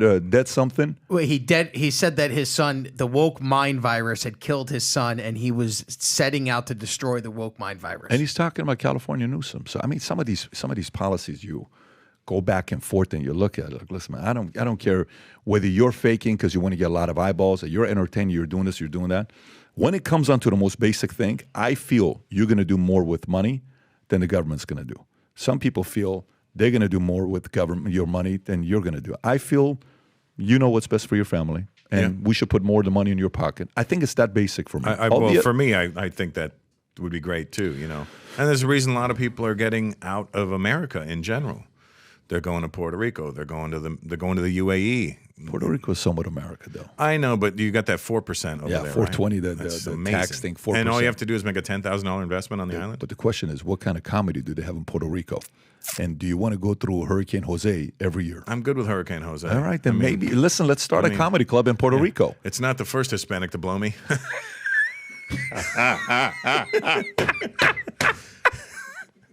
See, that's the gift. That's the gift that just comes like this. That don't come like that. You got to suck on it for a little bit. But that's again another one for you. That's 2. By the way, so what do you think about the JT of Canada, Justin Trudeau? What do you think about the guy? Yeah. I mean, again, I'm not there enough to even understand what's happening. All I just keep hearing is everybody's voices saying, "Fuck this guy. He's terrible. Get rid of him." And I don't know. I mean, I just know him as a guy. I just know him to be Justin, he's born on Christmas. Wow. Who would have known Castro's kid was born on Christmas? Have you ever seen the pictures? I've seen the pictures. Oh, my God. He doesn't look like his dad, that's for sure. No. And I know what his dad looked like. Are you speculating or... I mean, I'm just... Stating facts? I'm just stating what I've heard over the internet. Wow. I mean, it's just too much. Wow. Look at the tip of the nose. Not even that. The eyes, the way they hit the same way on especially the left eye. That is pretty wild. But somebody could say they don't. Maybe that's why he doesn't grow a beard. Case study. We'll give you $1 million to grow a beard for 90 days, and then let's put it next to each other. See what happens. Yeah, Canada also goes through the same thing with politically. They got a guy right now. Are you following this new guy named Pierre Polier or whatever? No, I don't. I literally don't know what's going on in Canada at all. As far as so you're fully disconnected. Yeah, I've never been connected to the politics there. Have you ever? Are you still connected to the sports of Canada? Do you follow any? I just watch boxing and MMA. So that's if it's right. not a Individual combat sport, I will not watch it. Boxing and MMA. Yeah. Who's your MMA guy? Who do you like in MMA? I mean, there's so many guys in the sport right now that are exciting. Is there somebody that's like for you last 20 years? Like I can watch. John Jones is always going to be the #1 guy. He's always been exciting. It's funny. I just met I met him a couple of times, but when I saw him in February, I was in Saudi Arabia at this MMA event, and John Jones was there. And I never realized how fucking big he is. He's a big dude, and his hands are massive. And he sees me, and I'm thinking he recognizes me from meeting me before or from comedy. And he's like, oh, what's up? Hey, yo, you still got it? And I was like, oh, how does he know I boxed? Get out so of he's here. throwing his hands up, and I'm like, pop, pop, pop, pop, pop, pop, right? And then he's like, come on, Prince, you still got it. I'm like, Prince, wait. He thought I was Prince Nassim. Oh my God! By the way, Prince Nassim doesn't even look like him. No, well, that's why he thought I was him. Wow. Like, well, listen, I don't know if that's... And I was like, John, I'm first of all like 8 inches taller than Prince Nassim, and I'm not as big. He goes, come on, he hit my belly. I go, what are you talking about? This is how long ago? February. Oh, wow. I mean, listen, this guy was an entertainer. Oh, But yeah, he changed the game, buddy. Yeah, he totally did. And it's night and day when you see what he looks like versus where he was before. Well, it's not so much night and day as it is before and after. That's but in the point. reverse. Scientific, right? It's a little scientific there.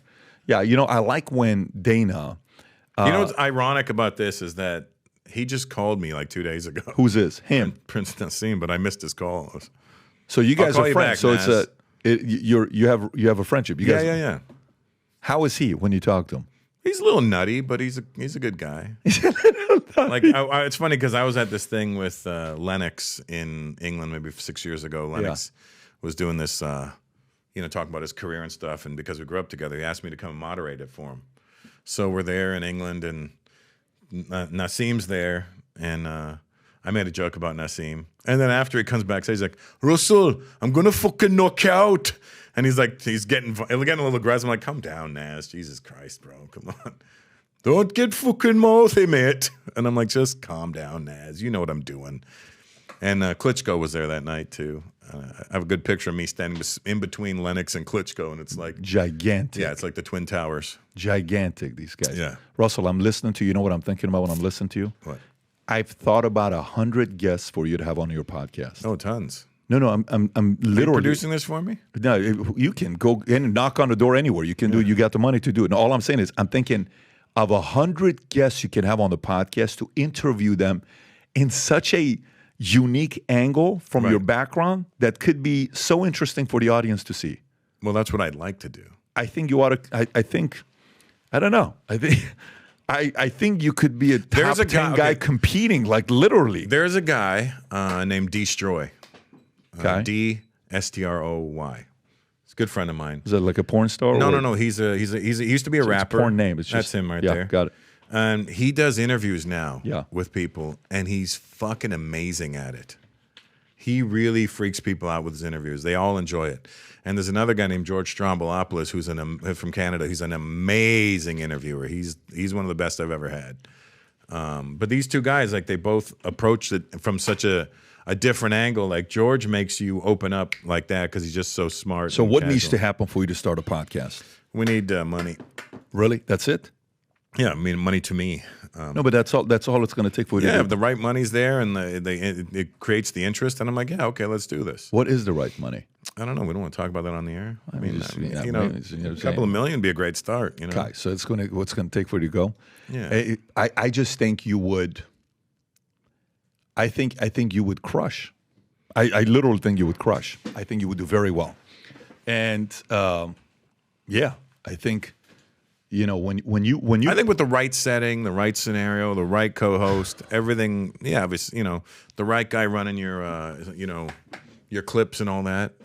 These are all. There's a lot of variables involved, right? I mean, it's you. You're Ultimately, overthinking it's you. You're overthinking it. By the way, and Rob, like Rob didn't even come here for this. Rob came here, and then all of a sudden we're like, holy shit, Rob is phenomenal at what he does. But before there was a Rob, there was Rob. How long you been at that chair? About 2 years. Who's ever been there for 2 years? Vinny Oshana. No, no, not on that chair, but for 2 years, right?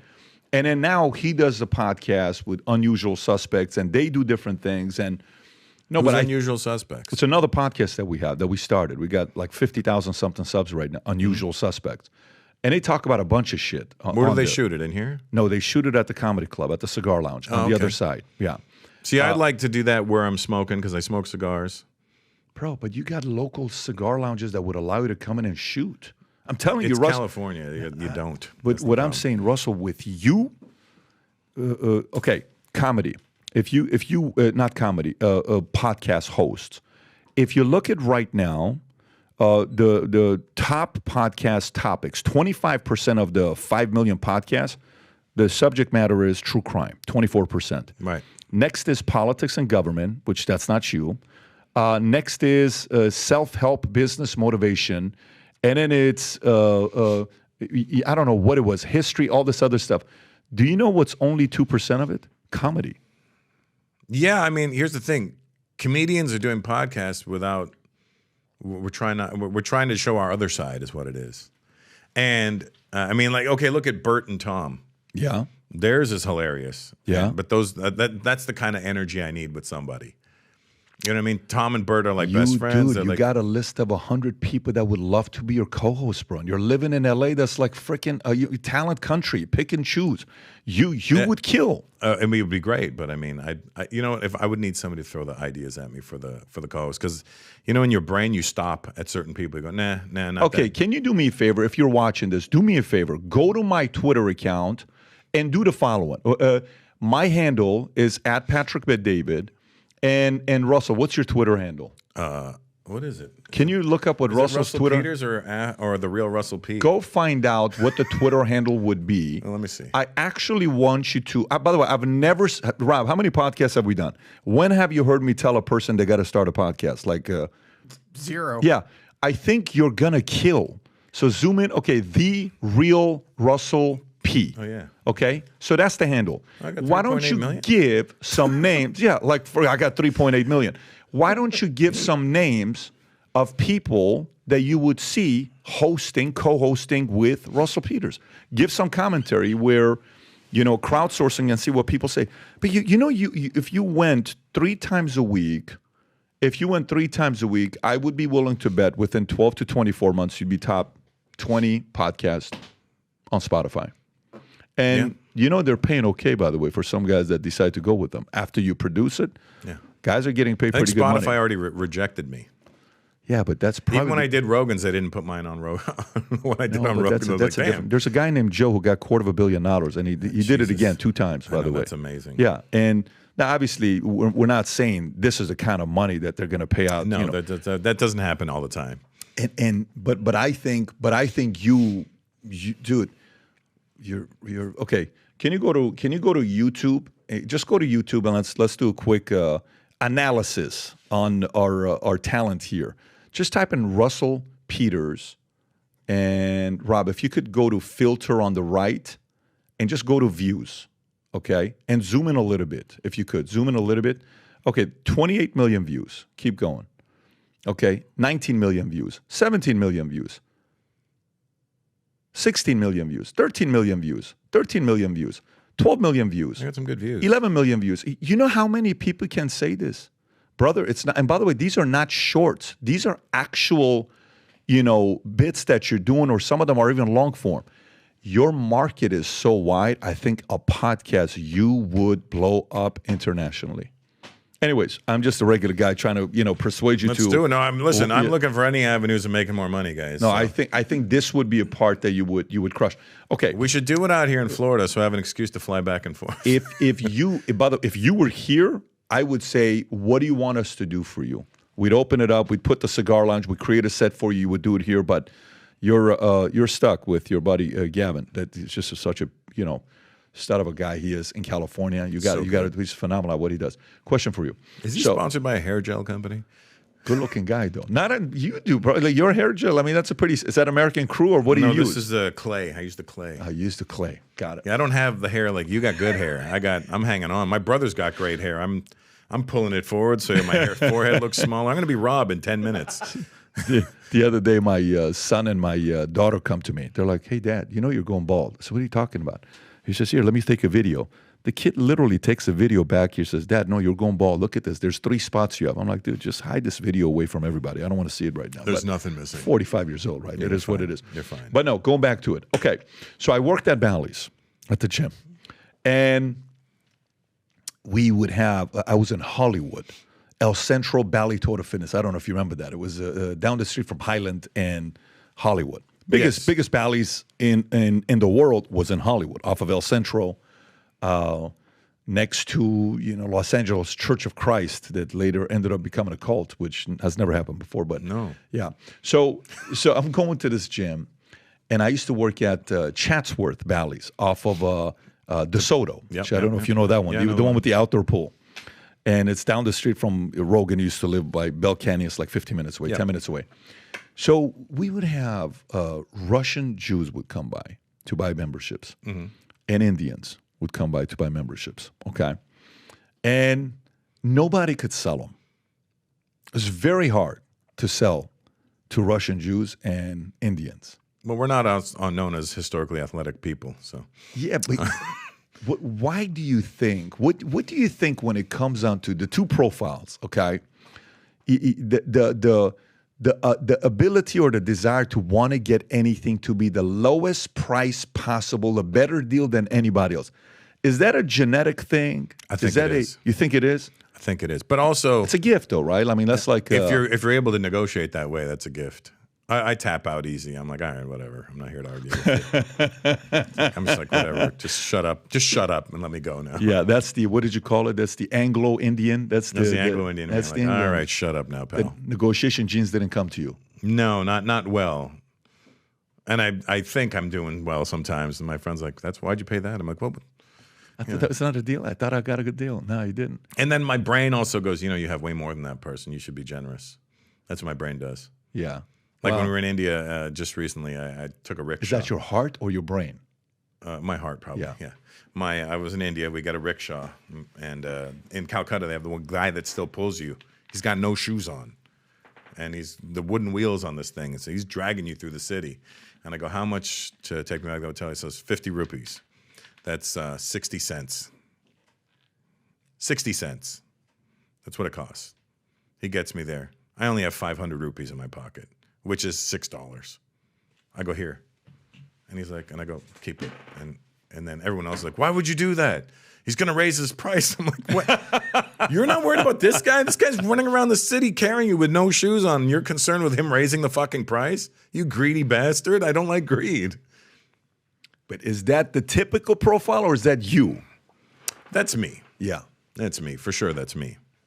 So, back in the days when you could get away with this because there wasn't all the HR stuff they have today, what worked for me was the following. We had all the managers in the office, and I was the TO guy. TO means you turn it over to this person to come and close. He's the closer that would say, hey, Pat, so you were selling I was selling gym memberships, right?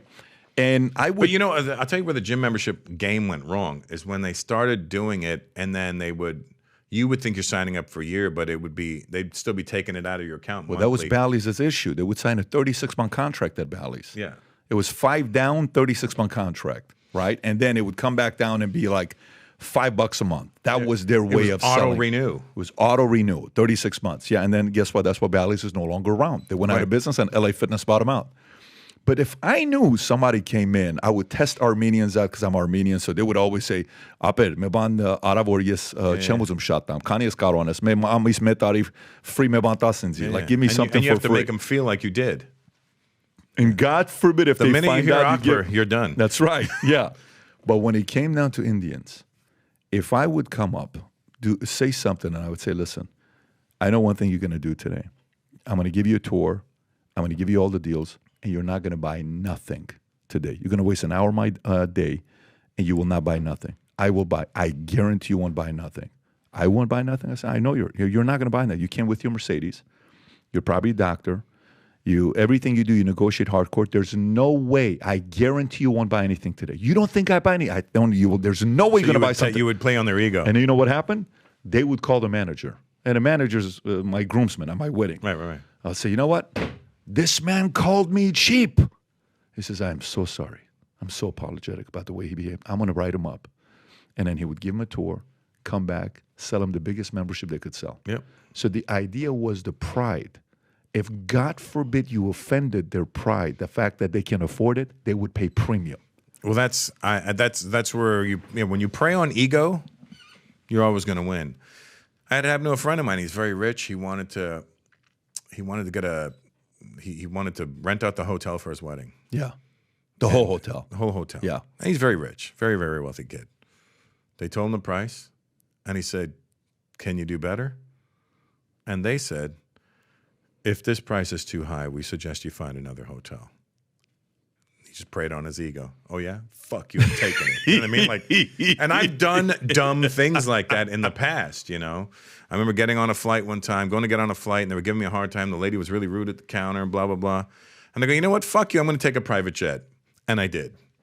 And, you know, that little fuck you moment meant nothing to her. She's not even going to remember it. And I'm the one stuck with the bill now, like an asshole. She's watching it right now saying, what? Yeah. I sold you. I got paid 20% commission on that on the back end. Yeah, right? So, I mean, you know, when you play on people's ego is a motherfucker, ain't it? Yeah. I mean, it's all of us fall for that every once in a while. Do you think comedy's better today, better 20 years ago, better 40 years ago, or it's good no matter what season it is? I mean, it's always good. Is it as, it's not as free. But neither is humanity. Free as in what? Like I mean, just to say whatever you want to say. I got you, yeah. And not have to worry about anybody else's feelings because, you know, you watch those roasts from the 70s with Don Rickles and there was racial shit being thrown around and sexual shit and all that stuff. But everybody somehow understood this is just for fun, guys. And now people can't separate reality from fun. Everything has to be somehow steeped in reality. It's like, no, this is real. He said that. He meant it. I'm like, this is not what I meant at all. Like, I give it. One time, my wife got mad at me because I went, you know, I always look at things from the extreme. Here's this. What's the complete opposite? What's the complete antithesis of this? This. That's funny then. So here's what I said. And she got fucking mad as shit at me. And I don't get mad at me now. I'm just telling him the story. I meant nothing by it. I was on stage and I said, I'm in a great relationship now. Had a wonderful woman. Everybody starts clapping. I go, you know, I realized the mistake I used to make. I used to go for these, you know, young, hot girls, and who would have known old and ugly was my sweet spot. You know, I was just going with the complete opposite. You know what I mean? Like, I'm not saying my wife's old and ugly, but I was just trying to be fucking funny. And then when I told her, because I got a big laugh, she hung up on me. I was like, what the fuck happened? But did you tell her before you were going to tell this joke? No, I didn't know. I just made it up on the spot. I got you. You know, and I was like, oh, this is good. This is good stuff. I mean, these are, sometimes I watched, you know, comedians and you know, for me, I see a pastor tells a story about the son and the son hates the dad. Why would you tell a story of me what I did when I was 11 years old? It's a good sermon. I want to give the sermon, right? Yeah. So sometimes I wonder, same thing happens with comedy. One time I'm watching, have you seen Schultz's recent special? Andrew Schultz's recent special? But I love Andrew Schultz. Freaking ridiculous, this guy. The kid's amazing. Oh my God. He tells this about the whole thing that they can't have kids, you know, and he's having a hard time having kids and his wife wants to kind of go through to check. That was hilarious. And then the other one with Irresponsible Tour with Kevin Hart. I brought Kevin one time to perform at one of our events 6 years ago. He came so flippin' hammered, 2.5 hours late. I thought this guy wasn't going to do the whole thing. But he hits the stage and tells the story about when him and his wife are doing their thing in a bedroom and kids walk in. Mm-hmm. And he breaks down every position, how he says we're playing football. Like literally every position he said, if we're doing this, they come in, hot, go. And he pushes the wife up. You're just watching, you're like, okay, so, I mean, your kid's going to see that. That's going to be funny as hell. Your wife has to understand she married a comedian. Mm-hmm. You're going to say some stuff from your personal life because you got to draw the stories, right? Yeah. And they have to accept it. Didn't you once perform for King of Jordan? Well, we're friends. I didn't perform for him. You didn't? No, he just wanted to meet up and have dinner, and then we subsequently became friends. And that's been 15, 16 years now we've been friends. Did you ever do an event? Did you ever go? Never, no. Just friends? Had dinner with him a bunch of times, and, you know, he's a really amazing guy. He's a really smart, logical man. Did he at least pay the bill, or was it? Oh no, we didn't go to a restaurant. Are you kidding? We'd go to the Palace. That's and literally you're eating like a king. I think the best steak I've ever eaten in my life was he made it for me. As a matter of fact, get out of here. Yeah, he has a teppanyaki grill. He cooked it right in front of us. And what else did you eat? What do you eat in a palace like that? I don't know, but it was literally. I don't know where they got this. Every time I've eaten with royal people, I understand like. I'm eating dog shit, aren't I? Because these people are eating some good food.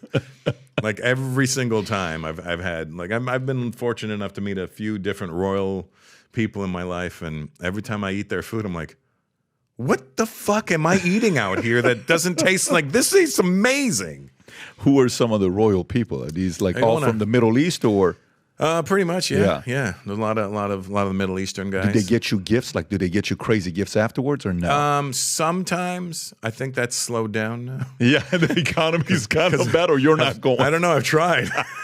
I tried. So one time I heard Arnold Palmer tell a story, okay? And Arnold Palmer, the golfer, he not tells the beverage. No, well, when I first met him at Arnold Palmer's from Latrobe, Pennsylvania. Is he? Yeah, because my other manager, Paulie, is from Latrobe, and that's one of his talking points. He tells you Arnold that Palmer is from Latrobe. Well, I would have never known Latrobe, and I probably would have butchered how to pronounce it if you wouldn't have first said Latrobe. I would have said Latrobe. Yeah. I would have pronounced it in a different way. Anyway, so Arnold Palmer tells a story. He says, one time I get a call from some sheikh or some king from the Middle East that wants him to go golf, 18 holes. And he says, I just want to watch you. He says, do you want me to do a charity event? No. Do you want me to play against anybody else? No, I just want you to come and do 18 holes. I just want to watch. I love your swing. So I'm like, it's kind of weird. Okay, I'll take the invite. He goes and performs and does his thing. And then afterwards, he's at the hotel. The associates from the sheikh come and they knock on his door. Hey, just want to let you know. Incredible. He's very grateful for the way you did what you did today. Loves your golf game. He wants to give you a gift. Arnold's like, no, I'm okay. Thank you so much. I already appreciate the hospitality. He says, listen, it's an insult. If you don't let me go back, he wants a gift. He says, no, I'm telling you, culturally, you can't say no to us. He would like to get you a gift. He says, I'm a golfer. Maybe get me like a golf club or something like that. Okay, great. And he leaves. He comes back. He says he hands me a deed to a golf club because they thought I said a country club. Wow. A country club deed. Can you imagine the amount of wealth? Now, whether this story is accurate or not, I don't know, but it's a phenomenal story. I could see that being true. Yeah, that's why I said, like, what kind of... Because over there, their wealth is so insane.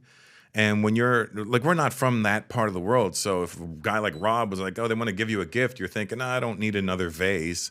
You know what I mean? Like, that's what we're thinking. Another fucking crystal fruit bowl. I'm good, And then they show up with these outrageous gifts, One time I was in Saudi Arabia and I said to the hotel, they said, how did you sleep? And I said, I'll be honest, it was literally the most comfortable bed I'd ever slept in my life. I slept amazing.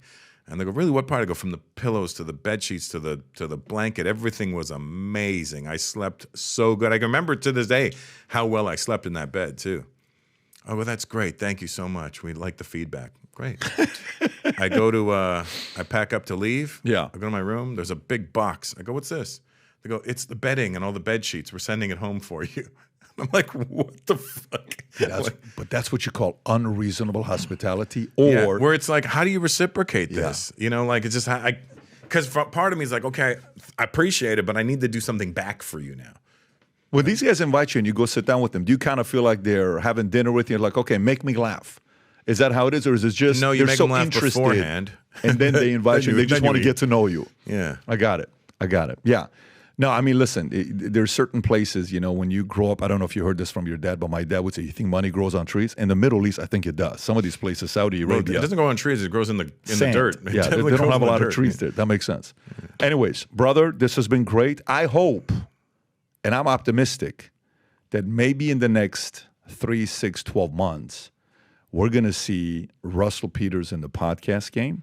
I think PBD is going to be putting this together for us, guys. Listen, for the people that are watching, send a list of names and tag him. Let him go back to his 3.9 million followers that he has and see who you recommend him doing it with, because I would love to see a podcast of you coming back up with the amount of depth you have on these different stories. God knows how many. And by the way, you know what the easiest thing is to do? Yeah, mm-hmm. Rob. No, I'm just reading. Made in America. You were born in Iran, made in America? Yeah. So this lady, I was on. I don't know. She's in. I think she was on I like that you just put the Armenian flag but didn't put Armenian. because Apple. I've been asking Tim Cook, give us an Assyrian flag. He hasn't given us an Assyrian flag. Yeah, is there an Assyrian flag? There is an Assyrian flag, but not on Apple. And But so I the can't Chaldeans have emotion- claimed it? Chaldeans and Assyrians, they compete, but Assyrians, But they're the same people. Yeah, but it's like They're both you Babylonians. Armenians who compete. One is from Yerevan, one is from Iran, one is from There's the highest fancy Lebanon. ones, They're and all, then there's the others. Oh, it's a real thing. I call them the off-brand Armenians. Which ones? The any ones that are not highest fancy. Was your ex Hayastansi or was she from Georgia. from Georgia? Yeah. Interesting. All right. Very cool. Interesting. So, anyways, I'm excited to see you start something. The Handik podcast. The Handik podcast. Handikidana, Danikidana. What was that song? Remember that song, the Indian song? Okay, then don't worry about it. You lost me already. My dad used to have us I grew watch up with the Indian Sebs. movies, bro. I grew up with the Sevs. You did? With the Sebs? Literally? Yeah. You're not joking? No, from the age of 4. Did you ever date a Seb? Yeah. But never wanted to marry a Seb or just never No, happened? just never. We were never in love. I mean, you don't just marry them because of whatever. You marry who you think you love. Most people don't know this. I dated more Sebs than anything else. Really? Yeah. Look at that. Because I was also into Sebs. Yeah, I They can were tell into by me. your It was a musical weird- taste when you said stuff. I go, okay. Yeah, they were kind Patrick's of got a funky side that he hides. fucking sucked that. Patrick's hiding his funky side because he hangs around a lot of white people now. Nobody's going to take my financial advice from a guy who likes hip hop. What do you think I should do with my money? Buy some bitches. My man, appreciate you for coming out. This was great. Thanks, buddy. And looking forward to seeing what you do next. So am I. Yeah, I'm excited about it. Take care, everybody. Bye-bye, bye-bye. In these uncertain times, if there's anything we need people to believe the future looks bright. So if you've heard about me saying this mission to you, we're on a mission to get 1 million people to wear this gear. And this is what we're doing. If you buy one of these hats, there's a category of buying one hat, getting the second one free. If you haven't yet worn this gear publicly, go ahead and test it out. Buy some of the gear, wear it in public, and see how many people will stop by and say, you also watch Valuetainment? You also follow PBD Podcast? I do too. Place your order. Go to vtmerch.com, click on the link above or below, place your order, and represent the VT and the PBD Podcast gear.